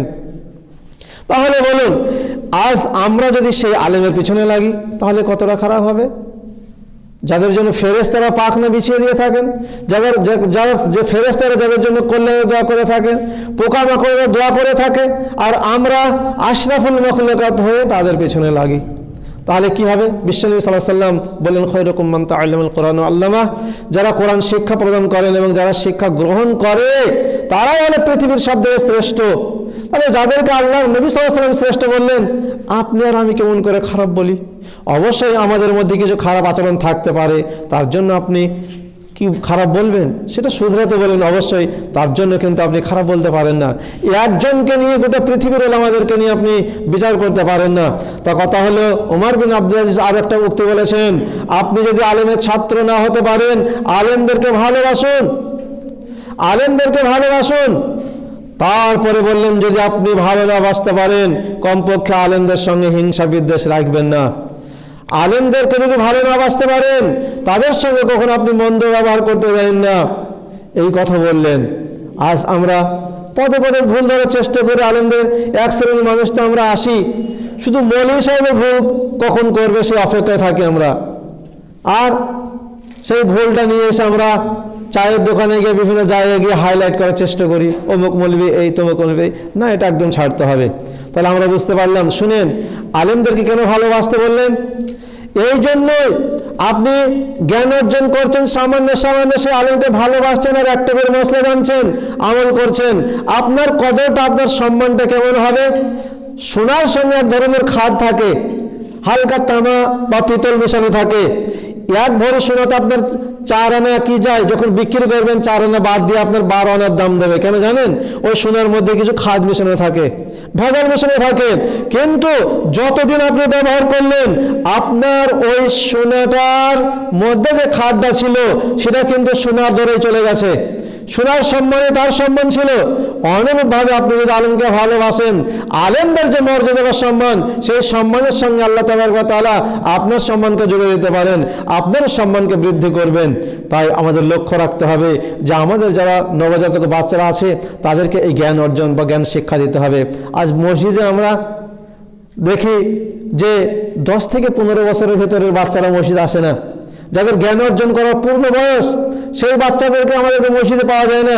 অথচ আপনার কুয়েতে যাবেন, আপনার তুরস্কে যাবেন, বিভিন্ন মসজিদের গেটেই লেখা আছে যে যখন জানবেন এই মসজিদে বাচ্চাদের আসা বা আগমন ঘটা কমেছে, জানবেন এই ইসলাম ধর্ম তখন আস্তে আস্তে বিলুপ্ত হবে, শেষ হবে। এর মধ্যে তখন দেখা যাবে অনেক কিছু ফিতনা দেখা যাবে। তা ঠিক ওই রকমই আমাদের দেশে 15 থেকে 25 বছরের ভিতরের নামাজের সংখ্যা সীমিত, আবার 25 থেকে 40 বছরের বয়সের লোকের নামাজও দেখা যাচ্ছে খুব কম সংখ্যক আছে। 40 থেকে 60 বছরের ভিতরে যারা বেঁচে আছেন তাদের মধ্যে নামাজের সংখ্যা সীমিত। তা কথা হলো প্রত্যেক কোয়ালিটির, প্রত্যেক শ্রেণীর যে বিভাজন বললাম, সব বিভাজনের মধ্যে নামাজের সংখ্যা কম। তার একটাই কারণ, একজন বয়স্ক মানুষ প্রায় 57-58 বছর বয়স, তোমাকে বলছি ভাই নামাজ পড়তে হবে, আপনার আব্বা তো গেলেন, মারা গেলেন, আপনি গুরুজন হিসেবে বাড়ি রাখুন, আপনাকে এই দায়িত্ব পালন করতে হবে। উনি বলছেন ভাই কি করে নামাজ পড়বো, একটা দোয়া আমার মুখস্থ নাই, 57-58 বছর বয়স।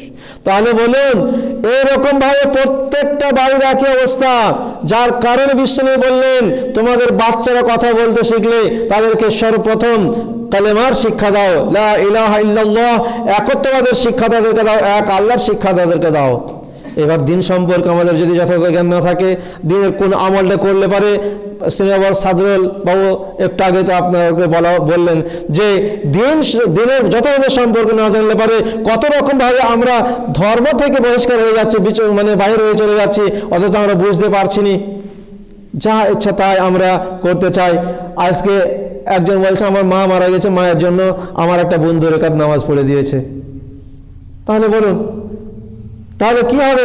আমাদের আহলে হাদিস ঘরের মেয়েদের যদি এরকম আকীদা থাকে তাহলে মানে কেমনটা হবে? কতজন আজকের দিনে রোজা রেখেছে এই শবে বরাতের উদ্দেশ্যে, আজকের দিনে যে ফজিলত সেই ফজিলতকে নেওয়ার জন্য, খাস করে এরকম ফজিলত নেওয়ার জন্য যদি মানে আপনার রোজা রাখে তাহলে এই আমলটা তার বরবাদ হবে। সে বেদাত কাজ করলো। বিশ্বনবী সাল্লাল্লাহু আলাইহি ওয়াসাল্লাম থেকে এরকম নেই আপনি প্রথম শাবান থেকে নিয়ে 15 শাবান পর্যন্ত যত ইচ্ছা রোজা রাখুন, এই মাসে আপনি বেশি বেশি করে দান খয়রাত করুন, সবই ঠিক আছে, খাস করে 15 তারিখে রোজা রাখতে হবে। গত সন্ধ্যার সময় তো একজন পলাশি থেকে ফোন করছে, বলছে আমরা তো কালকে রোজা রাখবো মনে করছি, কেমন হবে? আমি জিজ্ঞেস করলাম মাগরিবের নামাজ, হ্যাঁ, আর বলছে সারা রাত আসতে নামাজের কথা আছে, সারা রাত নামাজ পড়তে হবে। পলাশি, পুরাতন পলাশি। আমি বলছি মাগরিবের নামাজটা তোমার পড়া হয়ে গেছে? বলছে মাগরিবের নামাজ পড়েনি। আমি বলছি কোরআনে আল্লাহ বলেছেন ফাওয়াইলুল লিল মুসাল্লিন, যে নামাজ পড়ে জাহান্নামে যাবে, তা তোমার সেই নামাজটা নয় তো? তুমি 5 ওয়াক্তের নামাজ পড়ো প্রতিদিন? বলছে না আমি পড়িনি। রোজার পর থেকে এ পর্যন্ত নামাজ পড়েছো? বলছে না পড়িনি। আমি সামনে রোজায় পড়বে? বলছে হ্যাঁ রোজার মাসে আমি পড়বো। আমি তোমার যা ভালো লাগবে তাই করো, তোমার যা ভালো লাগে তাই করো, তুমি তোমার মন মতো চলো। আল্লাহ তাআলা ফরজ করে 5 ওয়াক্তের নামাজ কোনো সময় তুমি পড়ো না, আর আজকের দিনে তুমি এক লাফে আসমান ছুঁয়ে নেবে, এক হাদিস তুমি কোথায় পেয়েছো? তা কথা হলো এটাই, জ্ঞান অর্জন করতে হবে। জ্ঞান যদি আমাদের মধ্যে না থাকে তাহলে বিভিন্নভাবে আমাদের বেদাতের কাজের মধ্যে আমরা চলে যাব। আল্লাহ নবী বলেন ওমান ইয়াকরা সাহিবা বিদাতিন ফাকাদ হাদামাল ইসলাম, যারা বেদাতের সাহায্য করে, সহযোগিতা করে, তারা ইসলামকে ধূলিসাৎ করাতে সাহায্য করলো। অতএব আমাদের জ্ঞান না থাকার কারণে অনেকে বেদাতি কাজেও সাহায্য আমরা করে ফেলি। আল্লাহ পাকের কাছে পরিষদে প্রার্থনা করি, হে আল্লাহ আমাদেরকে যথাসাধ্য জ্ঞান অর্জন করার তৌফিক তুমি আমাদের দাও। সকলে আল্লাহুম্মা আমিন। হে আল্লাহ আলেম ওলামাদের যে সম্মান তুমি দিয়েছো, আল্লাহ সেই সম্মানী ব্যক্তিদের যেন সম্মান আমরা পৃথিবীতে টিকে রাখতে পারি, এবং তাদের সঙ্গে সম্মানের ব্যবহার করার যে মর্যাদা, আল্লাহ সেই মর্যাদা তুমি আমাদের সকলকে দান করিও। সকলে আল্লাহুম্মা আমিন। আসসালামু আলাইকুম ওয়া রাহমাতুল্লাহ।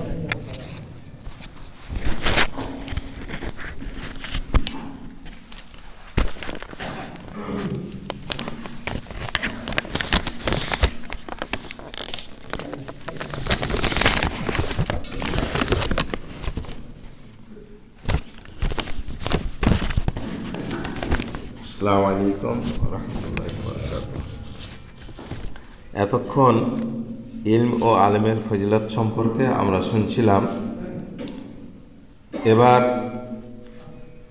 আপনাদের সামনে শেখ আহসানুল্লাহ বিন আব্দুল্লাহ, উনি সালাতের গুরুত্ব তাৎপর্য সম্পর্কে আলোচনা করবেন। আপনারা নিশ্চয় ওনাকে চিনেছেন। উনি হাই মাদ্রাসা পাড়া মসজিদের কাছে যে মসজিদটা আছে সেই মসজিদে এখন বর্তমানে আছেন। আমাদের এখানে খুব বেশি আসতেন মৌলানা আবদুল্লাহ সাহেব বেগুনবাড়ি, ওনার ছেলে উনি। ভাই আসেন।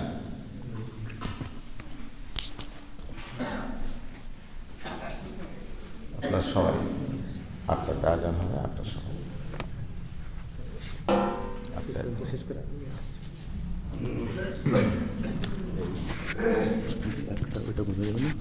হ্যাঁ হ্যাঁ, ওটা কানে থেকে এটা বলছিলাম।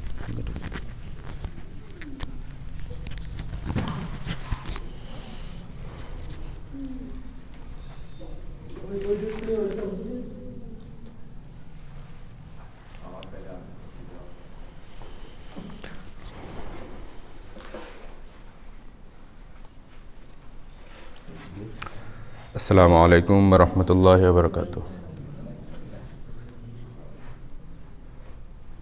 ওইটা খুলে ওটা দিয়ে দেন, হলে হবে না? হ্যাঁ ঠিক আছে। আসসালামু আলাইকুম রহমতুল্লাহ বরকাত। إن الحمد لله نحمده ونستعينه ونستغفره ونعوذ بالله من شرور أنفسنا ومن سيئات أعمالنا، من يهده الله فلا مضل له ومن يضلله فلا هادي له، وأشهد أن لا إله إلا الله وأشهد أن محمدا عبده ورسوله. أما بعد، أعوذ بالله من الشيطان الرجيم. بسم الله الرحمن الرحيم. إن الصلاة تنهى عن الفحشاء والمنكر ولذكر الله أكبر والله يعلم ما تصنعون. وقال النبي صلى الله عليه وسلم في حديث المبارك: من ترك الصلاة فقد كفر. উপস্থিত সম্মানিত মুসল্লিবর্গ, প্রশংসা মাত্র সে আল্লাহর জন্য, যার প্রশংসা করে শেষ করা যায়নি, যাবে না ও যাচ্ছে না। তাই সকলেই সংক্ষিপ্তে ছোট্ট বাক্যে বলি আলহামদুলিল্লাহ। তারপরে পরেই আমাদের শেষ নবী হযরত মুহাম্মদ মুস্তাফা আহমদ মুস্তাফা, সকলেই বলি সাল্লাল্লাহু আলাইহি ওয়াসাল্লাম, তার উপর আনকাউন্টেবল বা অগণিত শান্তির ধারা বর্ষিত হোক, সকলেই বলি আমিন। আজকে আপনাদের সম্মুখে এমন একটি বিষয় নিয়ে আলোচনা করতে যাচ্ছি যে বিষয়টি মুসলমানদের মধ্যে না থাকলে সে আর মুসলিম থাকে না। এমন একটা বিষয় নিয়ে আলোচনা করতে যাচ্ছি যে বিষয়টি রাসূল সাল্লাল্লাহু আলাইহি ওয়াসাল্লামকে পৃথিবীতে ওহী দ্বারা প্রেরণ করেননি, বরং রাসূল সাল্লাল্লাহু আলাইহি ওয়াসাল্লামকে মিরাজ থেকে আনতে হয়েছিল। আমরা জানি যে ইসলাম শরিয়াতে যত বিধিবিধান রয়েছে, প্রত্যেকটা বিধিবিধান আল্লাহ তাআলা জিব্রাইল মারফত ওহী করে পাঠিয়েছেন।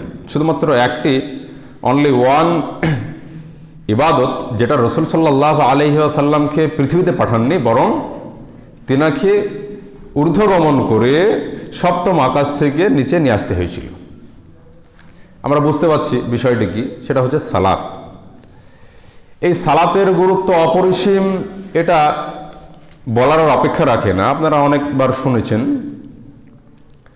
যে ঈমান আনার পর সর্বপ্রথম এবং সবচেয়ে প্রধান যে বিষয়টি মুসলিম জীবনে অবশ্য পালনীয়, অবশ্য কর্তব্য, সেটা হচ্ছে সালাত। এই সালাত যদি না থাকে মুসলিম জীবনে, তাহলে সে মুসলিম থাকতে পারে না। আসছে পরের হাদিসগুলায়। আসুন সলাতের ডিফিনেশনটা একটু জেনে নিই। সলাত বলতে আমরা কি বুঝি? সলাত হচ্ছে আরবি শব্দ, যেটাকে আমরা নামাজ বলে থাকি। বাংলা, ফার্সি বা উর্দুতে আমরা নামাজ বলে ব্যবহার করে থাকি। নামাজটা আপনার অ্যাকচুয়াল হচ্ছে ফার্সি শব্দ। নামাজ বলে কোনো শব্দ কোরআন বা হাদিসে পাবেন না। কোরআন বা হাদিসে যেটা পাবেন সেটা হচ্ছে সলাত, এবং এটার আরও অনেক নাম আছে, ওদিকে যাচ্ছি না। তো এই সলাতের যদি আমরা আবিধানিক অর্থ দেখতে যাই, তাহলে আমরা দেখতে পাবো সলাত শব্দের অর্থ হচ্ছে দোয়া, সলাত শব্দের অর্থ হচ্ছে ক্ষমা, সলাত শব্দের অর্থ হচ্ছে সম্পর্ক, আরও একাধিক মানে রয়েছে। আর যদি এটা শরঈ ভাষায় যদি আমরা বলতে যাই, সলাত শব্দের অর্থ হচ্ছে আল্লাহর কাছে প্রার্থনা করা, প্রেয়ার করা। এই সলাত এমন এক গুরুত্বপূর্ণ বিষয় যেটা আল্লাহ তাআলা কাল কিয়ামতের ময়দানে সর্বপ্রথম জিজ্ঞাসা করবেন। আপনি যত আমল করেছেন, করে আপনি কিয়ামতের ময়দান আল্লাহর সামনে যখন উপস্থিত হবেন, তো সর্বপ্রথম আপনাকে যে বিষয়টা নিয়ে জিজ্ঞাসা করবেন সেটার নামই হচ্ছে সালাত। রাসূল সাল্লাল্লাহু আলাইহি ওয়াসাল্লাম এ মর্মে বলছেন, আউয়ালু মা ইউহাসিবু বিহিল আবদু ইয়াউমাল কিয়ামাতি আস-সালাহ ফাইন সালাহাত সালাহা সাইরু আমালি ওয়া ইন ফাসাদাত ফাসাদা সাইরু আমালি। রাসূল সাল্লাল্লাহু আলাইহি ওয়াসাল্লাম বলছেন, কাল কিয়ামতের ময়দানে সর্বপ্রথম বান্দাদের সঙ্গে যে হিসাবটি নেওয়া হবে সেটা হচ্ছে সালাত। সালাতের হিসাব যদি ঠিকঠাক থাকে, ফাইন সালাহাত সালাহা সাইরু আমালি, যদি সালাতের হিসাব ঠিক থাকে তাহলে অন্যান্য আমল, অন্যান্য ইবাদত ঠিক থাকবে। ওয়া ইন ফাসাদাত ফাসাদা সাইরু আমালি, যদি নামাজের হিসাব ঠিকঠাক না থাকে তাহলে অন্যান্য আমল বরবাদ বলে গণ্য হবে, অন্যান্য আমল কোনো রকম কাজে আসবে না। তার বাস্তব উদাহরণ আমাদের এই পার্থিব জীবনে দেওয়া যেতে পারে। যেমন আমাদের পরীক্ষা, আপনার মাস্টারদের নিয়োগের যে পরীক্ষার যে সিস্টেম সেটা একটু চেঞ্জ করেছে। সেটা কি, এই সাবজেক্ট পরীক্ষা দেওয়ার আগে টেট দিতে হবে। তো আপনি টেট দিলেন আর সাবজেক্টে পরীক্ষা দিলেন, তো সাবজেক্টে আপনি হয়তো 100 পেলেন, কিন্তু টেটে ফেল করেছেন। তাহলে টেটে যদি ফেল করেন তাহলে এই সাবজেক্ট আপনার কোনো কাজে আসবে না, মানে আপনার পাস করেছেন বলে আপনাকে গ্রহণযোগ্য করবে না, ওটা দেখবে না খাতাটা। ঠিক একইভাবে WBCS এর পরীক্ষায় একটা প্রিলিমিনারি এক্সাম দিতে হয়। এই প্রিলিমিনারি এক্সামে যদি ফেল করেন তাহলে আপনার আর বাকি 1600 মার্কে আপনি কত তুলেছেন সেটা দেখার বিষয় নয়, আপনি ফেল করলেন, ফেল হয়ে গেল। তো নামাজ এমন একটা বিষয় যে আপনি অন্যান্য ইবাদত পাহাড় সমপরিমাণ করে গেছেন, কিন্তু নামাজটা আপনি পাস করতে পারেননি, নামাজ আপনি ফেল হয়ে গেছেন, নামাজটা ঠিকঠাক ছিল না, তাহলে আপনার সমস্ত আমল, সমস্ত ইবাদত আপনার বরবাদ হয়ে যাবে, আর কোনো কাজে আসবে না। সুতরাং এই জন্যই রাসূল সাল্লাল্লাহু আলাইহি ওয়াসাল্লাম বলছেন যে কাল কিয়ামতের ময়দানে সর্বপ্রথম সালাতের হিসাব নেওয়া হবে। ওই সালাতের হিসাব ঠিক থাকে তাহলে অন্যান্য আমল গ্রহণযোগ্য বলে দেখার উপযুক্ত হবে, আল্লাহ তাআলা দেখার প্রয়োজন মনে করবেন। আর যদি সালাতের হিসাব ঠিক না থাকে তাহলে অন্যান্য আমল আল্লাহ দেখার প্রয়োজনই মনে করবেন না, দেখবেনই না, কারণ মুসলিমের খাতাতেই তো নাম নেই। যদি আমরা কোনো দেশে যদি প্রবেশ করতে যাই, কোনো দেশে যেতে যাই, তাহলে আগে ভিসা লাগাতে হয়। বিনা ভিসাতে আপনি কোনো দেশে, বিনা পাসপোর্ট ভিসা আপনি যেতে পারেন না। তো আপনি উইদাউট ভিসাতে আপনি যদি ঢুকে যান, আর যদি সেনাবাহিনী বা আপনার পুলিশ বাহিনীরা যদি জানতে পারে, সাথে সাথে আপনাকে বের করে দেবে বা আইনত ব্যবস্থা নেবে। তো সালাত এমন একটা বিষয় যে সালাত আপনার মুসলমানদের হচ্ছে, এটাই হচ্ছে পাসপোর্ট ভিসা। মুসলমান হওয়ার জন্য সালাত আদায় করা কম্পালসারি। মুসলিম সালাত ব্যতীত মুসলিম হতে পারে না। রাসূল সাল্লাল্লাহু আলাইহি ওয়াসাল্লাম বলছেন, মান তারাকাস সালাত ফাকাদ কাফারা, যে ব্যক্তি সালাতকে ছেড়ে দিল সে হচ্ছে ফাকাদ কাফারা, সে কাফের। স্পষ্ট হাদিস। তার মানে সালাত ছেড়ে দিলে আপনি মুসলিম থাকতে পারেন না। আপনি কত টাকা দান করেছেন, কবার হজ করেছেন, কতটা সিয়াম পালন করেছেন, কতটা যাকাত দিয়েছেন,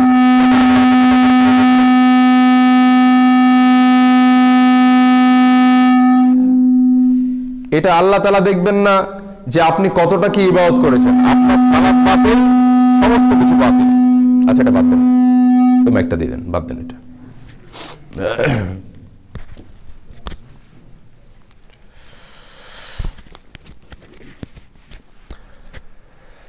তো বলছিলাম সালাত মুসলিম জীবনে এমন এক অপরিহার্য, এমন একটা বিষয় যেটা না থাকলে সে মুসলিম থাকতে পারে না, মুসলিমের খাতা থেকেই নামটা কেটে যাবে। রাসূল সাল্লাল্লাহু আলাইহি ওয়াসাল্লামের জামানায় একজন কাফের ব্যক্তি এসে রাসূল সাল্লাল্লাহু আলাইহি ওয়াসাল্লামের দরবারে এসে বললেন, হে আল্লাহর রাসূল, আমি ইসলাম ধর্ম গ্রহণ করতে চাই, কিন্তু কয়েকটা শর্তের ভিত্তিতে। রাসূল সাল্লাল্লাহু আলাইহি ওয়াসাল্লাম বললেন, বলো তোমার শর্ত কি? সেই ব্যক্তি বললেন, হে আল্লাহর রাসূল, আমি সালাত আদায় করতে, আমি ইসলাম ধর্ম গ্রহণ করতে চাই, কিন্তু সিয়াম পালন করতে পারবো না। রাসূল সাল্লাল্লাহু চুপ থাকলেন। এরপরে আবার বললেন, হে আল্লাহর রাসূল, আমি ইসলাম ধর্ম গ্রহণ করতে চাই, কিন্তু আমি যাকাত দিতে পারবো না। এবারও চুপ থাকলেন। আবার বললেন, হে আল্লাহর রাসূল, আমি ইসলাম ধর্ম গ্রহণ করতে চাই, কিন্তু হজ করতে পারবো না। এবার রাসূল সাল্লাল্লাহু আলাইহি ওয়াসাল্লাম চুপ থাকলেন। চতুর্থবারে বলছেন, হে আল্লাহর রাসূল, আমি ইসলাম কবুল করব ঠিক, কিন্তু আমি নামাজ পড়তে পারবো না। এরপর রাসূল সাল্লাল্লাহু আলাইহি ওয়াসাল্লামের চেহারা পুরো রাগে লাল হয়ে গেল, চক্ষু দুটো রক্তবর্ণ হয়ে গেল। রাসূল সাল্লাল্লাহু আলাইহি ওয়াসাল্লাম একদম স্পষ্ট ভাষায় ঘোষণা দিয়ে বলে দিলেন, আল আহদুল্লাযী বাইনানা ওয়া বাইনাহুমুস সালাতু ফামান তারাকাহা ফাকাদ কাফারা। মুসলিম এবং কাফেরদের মধ্যে পার্থক্যকারী হচ্ছে সালাত। যে ব্যক্তি সালাত আদায় করলো সে মুসলিম, যে ব্যক্তি সালাত আদায় করলো না সে হচ্ছে কাফের। তাহলে তোমার ইসলাম গ্রহণ করার কোনো মানেই হয় না, প্রয়োজনই হয় না। অর্থাৎ এখানে স্পষ্টভাবে তাকে মেসেজ দিয়ে দিলেন যে তুমি যেহেতু নামাজ পড়বো না বলে অস্বীকৃতি দিচ্ছ, তাহলে ইসলাম কবুল করার কোনো অর্থই হয় না। সুতরাং আসুন, নামাজ না পড়লে যে একজন মুসলিম থাকতে পারে না, এই হাদিস দ্বারা স্পষ্ট আমরা বুঝতে পারলাম। আসুন, আল্লাহ তাআলা যে আমাদেরকে বলেছেন আকিমুস সালাহ, প্রত্যেকটা জায়গাতে আকিমুস সালাহ শব্দ ব্যবহার করেছেন। নামাজ পড়ো এই কথা বলছেন না, নামাজ প্রতিষ্ঠা করো। আচ্ছা, নামাজ প্রতিষ্ঠা বলতে গেলে আমরা কি বুঝি? আমরা যারা বুঝেছি নামাজ প্রতিষ্ঠা বলতে গেলে আমরা এটাই বুঝি যে আমাদেরকে নামাজ পড়তে হবে। কিন্তু নামাজ প্রতিষ্ঠার অর্থ নিজে নামাজ পড়া নয়। নামাজ প্রতিষ্ঠার অর্থ হচ্ছে আপনি তো নামাজ পড়বেন, পাশাপাশি আপনার বাড়ির যত মেম্বার রয়েছে, আপনার বাচ্চা কাচ্চা, আপনার স্ত্রী, আপনার সন্তান সন্ততি সকলকে নিয়ে নামাজ পড়তে হবে। এটার নাম হচ্ছে সালাত প্রতিষ্ঠা করা, এটার নাম হচ্ছে সালাত কায়েম করা। ইসলাম স্বার্থপরের ধর্ম নয়, ইসলামে কোনো সেলফিশ নীতি নেই। আমি নিজে ভালো কাজ করব, পাশাপাশি কে ভালো কাজ করলো না করলো আমি দেখলাম না, যে যেমন সেটা করুক, আমি ভালো কাজ করলেই হলো, এর নাম ইসলাম নয়। ইসলাম এই শিক্ষা দেয়নি। ইসলাম হচ্ছে কমপ্লিট কোড অফ লাইফ, পূর্ণাঙ্গ জীবন ব্যবস্থা।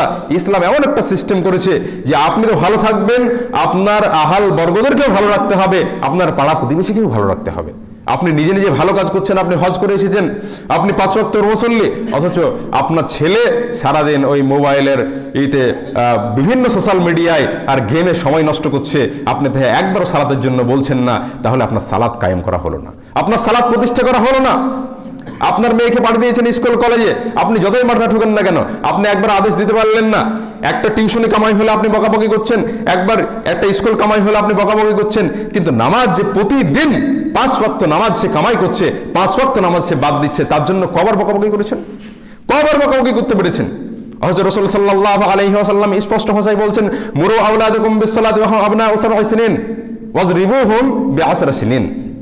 যে যখন তোমাদের সন্তানদের বয়স হবে 7 বছর, তখন তোমরা তাদেরকে নামাজের নির্দেশ দাও, তখন তোমরা নামাজের নির্দেশ দাও তোমার বাচ্চাদের বয়স যখন 7 হবে। এই করতে করতে নামাজের নির্দেশ দিতে দিতে তাদের বয়স যখন 10 হয়ে গেল, এরপরেও নামাজ পড়ছে না, ওয়াজরিবুহুম, তাদেরকে প্রহার করো, তাদেরকে প্রহার করে মসজিদে নিয়ে এসে নামাজ পড়াও। তাহলে রাসূল সাল্লাল্লাহু আলাইহি ওয়াসাল্লামের এই নীতি, এই আদর্শ, এই শিক্ষা আমরা কজন দিতে পেরেছি বলুন তো? কজন আমরা দিই নামাজের জন্য? অন্যান্য নিজের ব্যক্তি স্বার্থে আঘাত লাগলে, নিজের কাজটা ঠিক মতো না করলে, আপনার একটা হুকুম অমান্য করার জন্য আমরা অনেক ডাঁটাপাট করি, অনেক মারধর করি, কিন্তু নামাজের জন্য আমরা কজন মারতে পেরেছি? আমার বাচ্চারা যে নামাজ পড়ে না, দিনের পর দিন জাহান্নামের রাস্তায় চলে যাচ্ছে, শয়তানের ওয়াসওয়াসায় চলে যাচ্ছে, তার জন্য আমরা কজন ডাঁটাপাট করতে পেরেছি, কজন প্রহার করতে পেরেছি আমার বাচ্চাদেরকে? তাহলে কি হাদিসের প্রতি আমল হলো? তাহলে কি সালাত কায়েম হলো? সালাত প্রতিষ্ঠা হলো? এই সালাত আপনার কাজে আসবে না কাল কিয়ামতের ময়দানে। রাসূল সাল্লাল্লাহু আলাইহি ওয়াসাল্লাম অন্য হাদিসের মধ্যে বলছেন, কাল কিয়ামতের ময়দানে আপনার জান্নাত, আপনার যে আমলনামা, আপনি রোজা করেছেন অনেক রোজা, ফরজ তো করেছেন, নফলের রোজা অনেক করেছেন, আপনি হজ একবার নয় উমরা করেছেন, অনেক হজ করেছেন, আপনি যাকাত দিয়েছেন পূর্ণাঙ্গভাবে, সমস্ত ইবাদত করেছেন, নামাজ পড়েছেন, আপনি ইবাদতের পাহাড় নিয়ে কাল কিয়ামতের ময়দানে আপনার নামে যখন ঘোষণা করে দেওয়া হয়, পাল্লা ওজন করা হবে যে আপনার নেকির পাল্লা অনেক ভারী হয়ে গেছে, এবার আপনি জান্নাতে যাবেন, ঘোষণা হয়ে গেছে। এই সময়তে আপনার ছেলে মেয়েরা যারা বেনামাজি অবস্থায় জীবনযাপন করছিল, যাদের জাহান্নাম ঘোষণা হয়ে গিয়েছিল, তারা কি বলবে জানেন? তারা বলবে, হে আল্লাহ, আপনি কাকে জান্নাত দিচ্ছেন? ও তো দুশমন, ও তো জালেম, ও তো আমাদেরকে একদিনও নামাজ পড়ার জন্য বলেনি, অনেক কিছু আমাদের খেয়াল রেখেছে, টিউশন ক্লাস, আমাদের কিভাবে ইঞ্জিনিয়ার হতে হবে, মাস্টার হতে হবে, ডাক্তার হতে হবে, ব্যারিস্টার হতে হবে, এই দিকে খুব সজাগ ছিল আমার পিতামাতারা, কিন্তু নামাজের জন্য তো একবারও নির্দেশ দেয়নি। তখন আপনার আর জান্নাত যাওয়া হলো না। তখন আল্লাহ বলবেন, থামো, তখন আপনি ওখানে থেমে যাবেন, আপনার আর জান্নাত যাওয়া হবে না। এরপরে সেই আপনার সন্তান সন্ততি, যার জন্য আপনি এই দুনিয়াতে এত ভাবছেন, এত জমি জায়গা নিয়ে আপনার পেট ভরছে না, এত আপনার ধন সম্পদ নিয়ে পেট ভরছে না, আরো চাই, আমার ছেলের জন্য আরো প্রচুর কিছু করতে হবে, এত ভাবছেন, সেই ছেলে আপনাকে কাল কিয়ামতের ময়দানে বলবে, হ্যাঁ আল্লাহ, ওকে ডবল শাস্তি দাও, ওকে ডবল শাস্তি দাও। ও দুনিয়াবী জীবনে ঠিক ছিল, কিন্তু পরকালের জীবনে এই জান্নাত জাহান্নাম যে একটা বিষয় রয়েছে, সেই বিষয় নিয়ে আমাদেরকে একবারও সতর্কবাণী দেয়নি, একবারও সতর্ক সাবধান করেনি।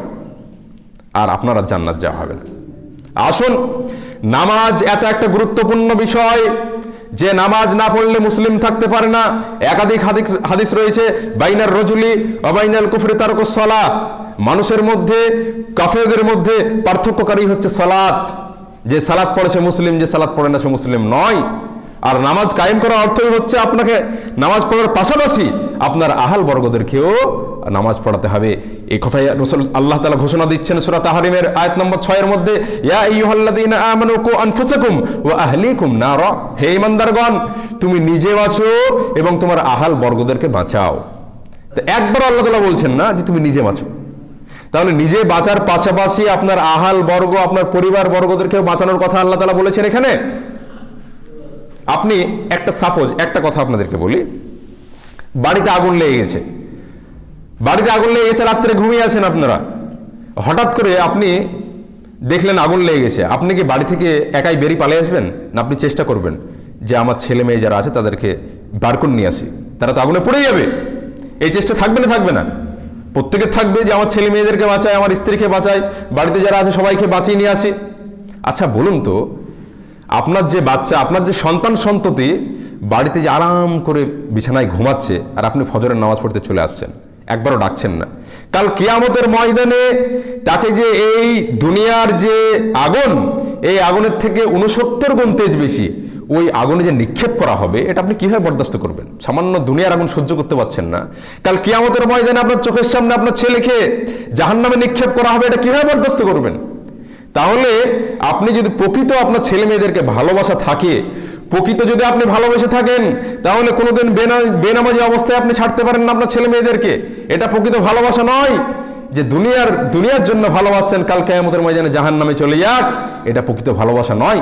প্রকৃত ভালোবাসা হচ্ছে সেটাই যে কাল কিয়ামতের ময়দানে আখিরাতে আপনার ছেলে মেয়েকে নিয়ে একসঙ্গে আপনারা জান্নাতে যেতে পারবেন। রাসূল সাল্লাল্লাহু আলাইহি ওয়াসাল্লাম বলছেন, কাল কিয়ামতের ময়দানে যদি পিতা এবং পুত্র, পিতা এবং সন্তান সন্ততির মধ্যে জান্নাতের তো মেলা স্তর রয়েছে, জান্নাতুল ফেরদাউস রয়েছে, জান্নাতে রাইয়ান রয়েছে, অনেকগুলো জান্নাতের স্তর রয়েছে। নবী রাসূলগণরা জান্নাতের উঁচু স্তরে থাকবে। তো বলছে যদি পিতামাতারা জান্নাতের একটু উঁচু স্তরে থাকে এবং ছেলেমেয়েরা যদি জান্নাতের নিচু স্তরে থাকে, তাহলে তাদের আনন্দটাকে বাড়িয়ে দেওয়ার জন্য আল্লাহ তাআলা ওই নিচু স্তর থেকে তার সন্তান সন্ততি দেখে উপরে উঠিয়ে দেবেন, তার পিতামাতার সঙ্গে করে দেবেন, যাতে একসঙ্গে আরো আনন্দের সঙ্গে থাকতে পারে। সুবহানাল্লাহ। তাহলে আমরা কি এই বাসনা, এই কামনা কি আমাদের মধ্যে নেই যে আমাদের ছেলে মেয়েদেরকে নিয়ে আমরা জান্নাতে যাই? যদি এই কামনা থাকে, তাহলে বেনামাজি অবস্থায় আপনার ছেলে মেয়েদেরকে দেখতে পারেন না, আপনি থাকতে পারেন না, কখনোই থাকতে পারেন না, এটা অসম্ভব, ইম্পসিবল ব্যাপার। আসুন এবার আমি আর 2-4টে কথা বলে আমি সমাপ্ত করব। নামাজের ভয়াবহতা সম্পর্কে জানলাম, এর গুরুত্ব, নামাজ যদি না হয়, কায়েম যদি না হয়, তার পরিণাম সম্পর্কে। এবার আসি নামাজের ফজিলত সম্পর্কে, নামাজের উপকারিতা কি। নামাজ পড়লে উপকারিতা অনেকগুলো রয়েছে, তার মধ্যে 2-একটা কথা বলে আমি সমাপ্ত করব। যে উপকারিতা শুধু কাল কিয়ামতের ময়দানে যে আপনি বেনিফিট পাবেন এমনটা নয়, বরং আপনি এই দুনিয়াতেও বেনিফিট পাবেন। তার বাস্তব 2-একটা উদাহরণ আপনাদেরকে দিয়ে দিচ্ছি। আসুন, বুখারী হাদিস নাম্বার 2217, একটা হাদিস লম্বা হয়ে বর্ণিত হয়েছে, আমি সংক্ষেপে বলে দিচ্ছি।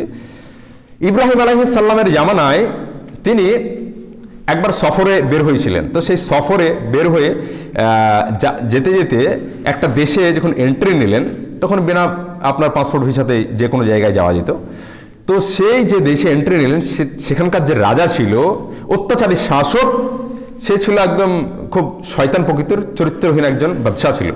তো সেই বাদশাহ যখন জানতে পারলো যে আমার এলাকাতে একজন সুন্দরী মহিলা নিয়ে ইব্রাহিম নামে কোনো একজন ব্যক্তি আমার এলাকায় পা রেখেছে, এই খবরটা যখন তার কানে চলে গেল, তখন তার সাঙ্গপাঙ্গ পাঠিয়ে দিয়ে বললো, যাও মহিলাটাকে পরিচয়টা জিজ্ঞেস করো, ওকে নিয়ে এসো। যখন যাওয়া হলো, ইব্রাহিম আলাইহিস সালামকে জিজ্ঞেস করলেন, এই মহিলাটি কে? ইব্রাহিম আলাইহিস সালাম বলেছেন, এটা হচ্ছে আমার বোন। তো বোন বললে কিন্তু তখনকার দিনে ছাড় ছিল একটা, এই জন্য তখন ইব্রাহিম আলাইহিস সালাম বোন বলে পরিচয় দিয়েছিলেন, স্ত্রী বলেননি। তো যেহেতু এটা বাহ্যিকভাবে মিথ্যা কথা মনে হতে পারে, কিন্তু ইব্রাহিম আলাইহিস সালাম সারাকে ডেকে বলেছিলেন যে দেখো, তুমি আমার সম্পর্কে কিন্তু ভাই বোনই হচ্ছ একদিক থেকে। কোন দিক থেকে? সারা পৃথিবীতে এখন মুসলিম তুমি আর আমি, সুতরাং একটা মুমিন আরেকটা মুমিনের ভাই বোন, একটা সম্পর্ক। তা মুমিন হিসাবে কিন্তু আমাদের ভাই বোনের একটা সম্পর্ক রয়েছে, তো সেই হিসাবে আমি কিন্তু বোন বলেছি। অন্যদিকে স্ত্রী, সেটা ঠিক। তো এই হিসাবে, এই নিয়তে আমি বলেছি, এটা কিন্তু মিথ্যা নয়। যাই হোক, বাদশাহ কিন্তু শুনবে না। ও বোন হলেও যেহেতু ওকে কানে আগে থেকে বলে দিয়েছে যে খুব সুন্দরী নারী, তো সে আর শুনবে না, বললো নারীটাকে ধরে নিয়ে এসো। শেষ পর্যন্ত কিছু করার নেই, ছেড়ে দিল। সারাকে নিয়ে চলে গেল। নিয়ে গিয়ে বাদশাহ রুমে, কক্ষে যখন মেয়েটাকে দিয়ে দিল, বাদশাহ তখন তার সাথে খারাপ সম্পর্ক করার জন্য আগেই এসেছে। ওই সময়তেই সারা, বিবি সারা তখন করলো কি, তিনি সাথে সাথে তার সাথে একটা অনুমতি চাইলেন যে আমি 2 রাকাত নামাজ পড়ে নিতে চাই, একটু অনুমতি দাও। ঠিক আছে, তুমি নামাজ পড়ো। সে উজু টুজু করে সারা, বিবি সারা, তিনি নামাজে দাঁড়ালেন। নামাজে দাঁড়িয়ে আল্লাহর কাছে প্রার্থনা করছেন, হে আল্লাহ, আমাকে এই জালেম অত্যাচারী শাসক থেকে আমাকে হেফাজত করো। আমার স্বামী ছাড়া আমার লজ্জাস্থান আজ পর্যন্ত কেউ যে দেখেনি। এই জালেম বাদশাহ আমার সঙ্গে যে আচরণ করতে চাইছে, এ থেকে তুমি পরিত্রাণ দাও, হেফাজত দাও।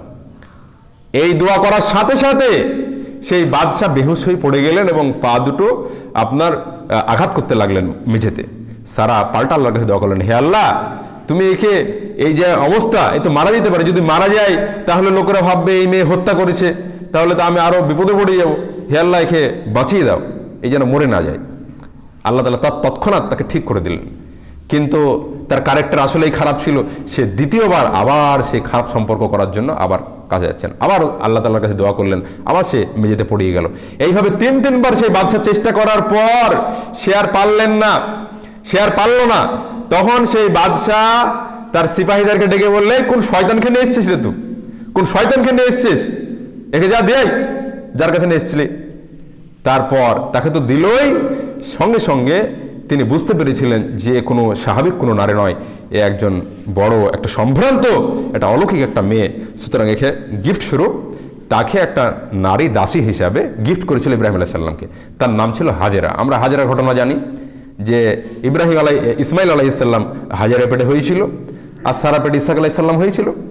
তো যাই হোক, ঘটনায় যাচ্ছি না, বলা বাহুল্য এটাই যে আল্লাহর দরবারে সারা আলাইহিস সালাম তিনি আল্লাহর দরবারে দোয়া করছেন নামাজের মাধ্যমে, যে হে আল্লাহ, আমাকে এই জালেমের শাসকের হাত থেকে আমাকে বাঁচাও। তাহলে আল্লাহর কাছে বাঁচার জন্য তিনি নামাজের আশ্রয় নিলেন, নামাজের মাধ্যমে আল্লাহর কাছে চাইলেন। তার সাথে সাথে আল্লাহ তাআলা তার বেনিফিট বা উপকারিতা সাথে সাথে আল্লাহ তাআলা দিয়ে দিলেন। এইরকমই আরেকটা ঘটনা, এটা পাবেন বুখারী হাদিস নম্বর 2217। আরেকটা ঘটনা পাবেন বুখারী হাদিস নাম্বার 3436, 3436 মধ্যে। এখানে রাসূল সাল্লাল্লাহু আলাইহি ওয়াসাল্লাম উল্লেখ করলেন, খুব লম্বা হাদিস, সংক্ষেপে বলে দিচ্ছে। হাদিসটি ছিল যে তিনজন শিশু মায়ের দুগ্ধ অবস্থায়, দুধ পান করা অবস্থাতেই কথা বলেছিলেন। মায়ের দুধ পান করা অবস্থাতে 3টি শিশু কথা বলেছিলেন পৃথিবীতে। তার মধ্যে একটা হচ্ছে জুরাইজ আলাইহিস সালামের অপবাদ দেওয়া একজন মহিলা সন্তান। কিভাবে? একটা ঘটনা আছে যে জুরাইজ আলাইহিস সালাম, আপনারা জানেন এটা, ঘটনাটা শুনে থাকবেন, যে জুরাইজ একজন আবেদ ছিল। তো সে এমন আল্লাহ তাআলার ইবাদতে মশগুল থাকতো যে তার গৃহ একটা নির্মাণ করেছিলেন শুধু ইবাদত করার জন্য। তো একবার নামাজে দাঁড়িয়েছে, ওর মা ডাকাডাকি করছে বাইরে এসে, আমার সন্তান শোনো শোনো। তো সে ভাবলো যে আমি আল্লাহ তাআলার ইবাদত করছি, নামাজ পড়ছি, আর এদিকে মা ডাকছে, তো দুটোই তো ইম্পর্টেন্ট। তো আল্লাহর ডাকে আমি সাড়া দিয়ে নামাজটাকে ঠিক রাখবো, না মায়ের ডাকে সাড়া দিয়ে আমি নামাজটাকে ভঙ্গ করব? এই করতে করতে নামাজ কিন্তু শেষ পর্যন্ত ভঙ্গ করলেন না। একটা মশলা জেনে রাখবেন, পিতামাতার ডাকে তৎক্ষণাৎ সাড়া দিতে হবে যদি আপনার নফল নামাজ হয়। যদি নামাজ ফরজ না হয়, তাহলে যদি ইম্পর্টেন্ট কোনো কাজ আপনার পড়ে যায়, এমন ইম্পর্টেন্ট কাজ, পিতামাতা যদি ডাকে, পিতামাতা যদি কোনো আদেশ করে, তাহলে কিন্তু সে নফল সালাত ভঙ্গ করার অনুমতি রয়েছে। এটা সে আবেদ জানতো না অতটা। তো সে আল্লাহ তাআলার ইবাদতে মশগুল থাকলেন এবং শেষ পর্যন্ত সে নামাজে রত থাকলেন। তার মা বদদোয়া করে সেখান থেকে চলে গেলেন যে বেশ্যা নারীর মুখ দেখা না পর্যন্ত তোমার জন্য মৃত্যু না হয়, এই বদদোয়া করে চলে গেলেন। আল্লাহর দরবারে কবুল হয়ে গেল, তোমাটা কবুল হয়ে গেল। লোকটার আসলে দোষ ছিল না, কিন্তু তার মাতা তো বুঝলো না যে সে নামাজে দাঁড়িয়ে আছে, সে বদদোয়া করে চলে গেল। কিছুদিন পর একজন মহিলা এসে সে তার সাথে খারাপ সম্পর্ক করার জন্য প্রস্তাব দিলেন। জুরাইজ সে প্রত্যাখ্যান করলেন তার প্রস্তাব, আমি এই কাজ করতে পারবো না, আল্লাহকে ভয় করে এইসব বলে চলে গেল। যাই হোক, সেই মহিলাটা যেতে যেতে একটা রাখালকে দেখতে পেল এবং সেই রাখালের সাথে এক শারীরিক সম্পর্ক ঘটালো। সেই শারীরিক সম্পর্ক ঘটার ফলে সে প্রেগনেন্ট হলো, বাচ্চা হলো। বাচ্চা হওয়ার পর পাড়া প্রতিবেশী এলাকার লোক যখন তাকে ধরলো, জিজ্ঞাসা করলো কি ব্যাপার, এই সন্তান তুমি কোথায় পেলা, কে তোমার সাথে এই খারাপ সম্পর্ক করলো, তখন সেই মহিলা সে রাখালেরা সন্ধান না পেয়ে সে বলে দিল যে ওই ইবাদত করছে ওই যে মসজিদে জুরাইজ, ওই আমার সাথে এই খারাপ সম্পর্ক করে আমার এই বাচ্চা হয়েছে। লোকজনরা এসে সেটা তদন্ত না করেই, ভেরিফাই না করেই উলোপাথাড়ি তার যে আপনার গৃহটা ছিল সেটা ভেঙে দিল, তাকে টেনে হেঁচড়ে ঘর থেকে বের করে দিল।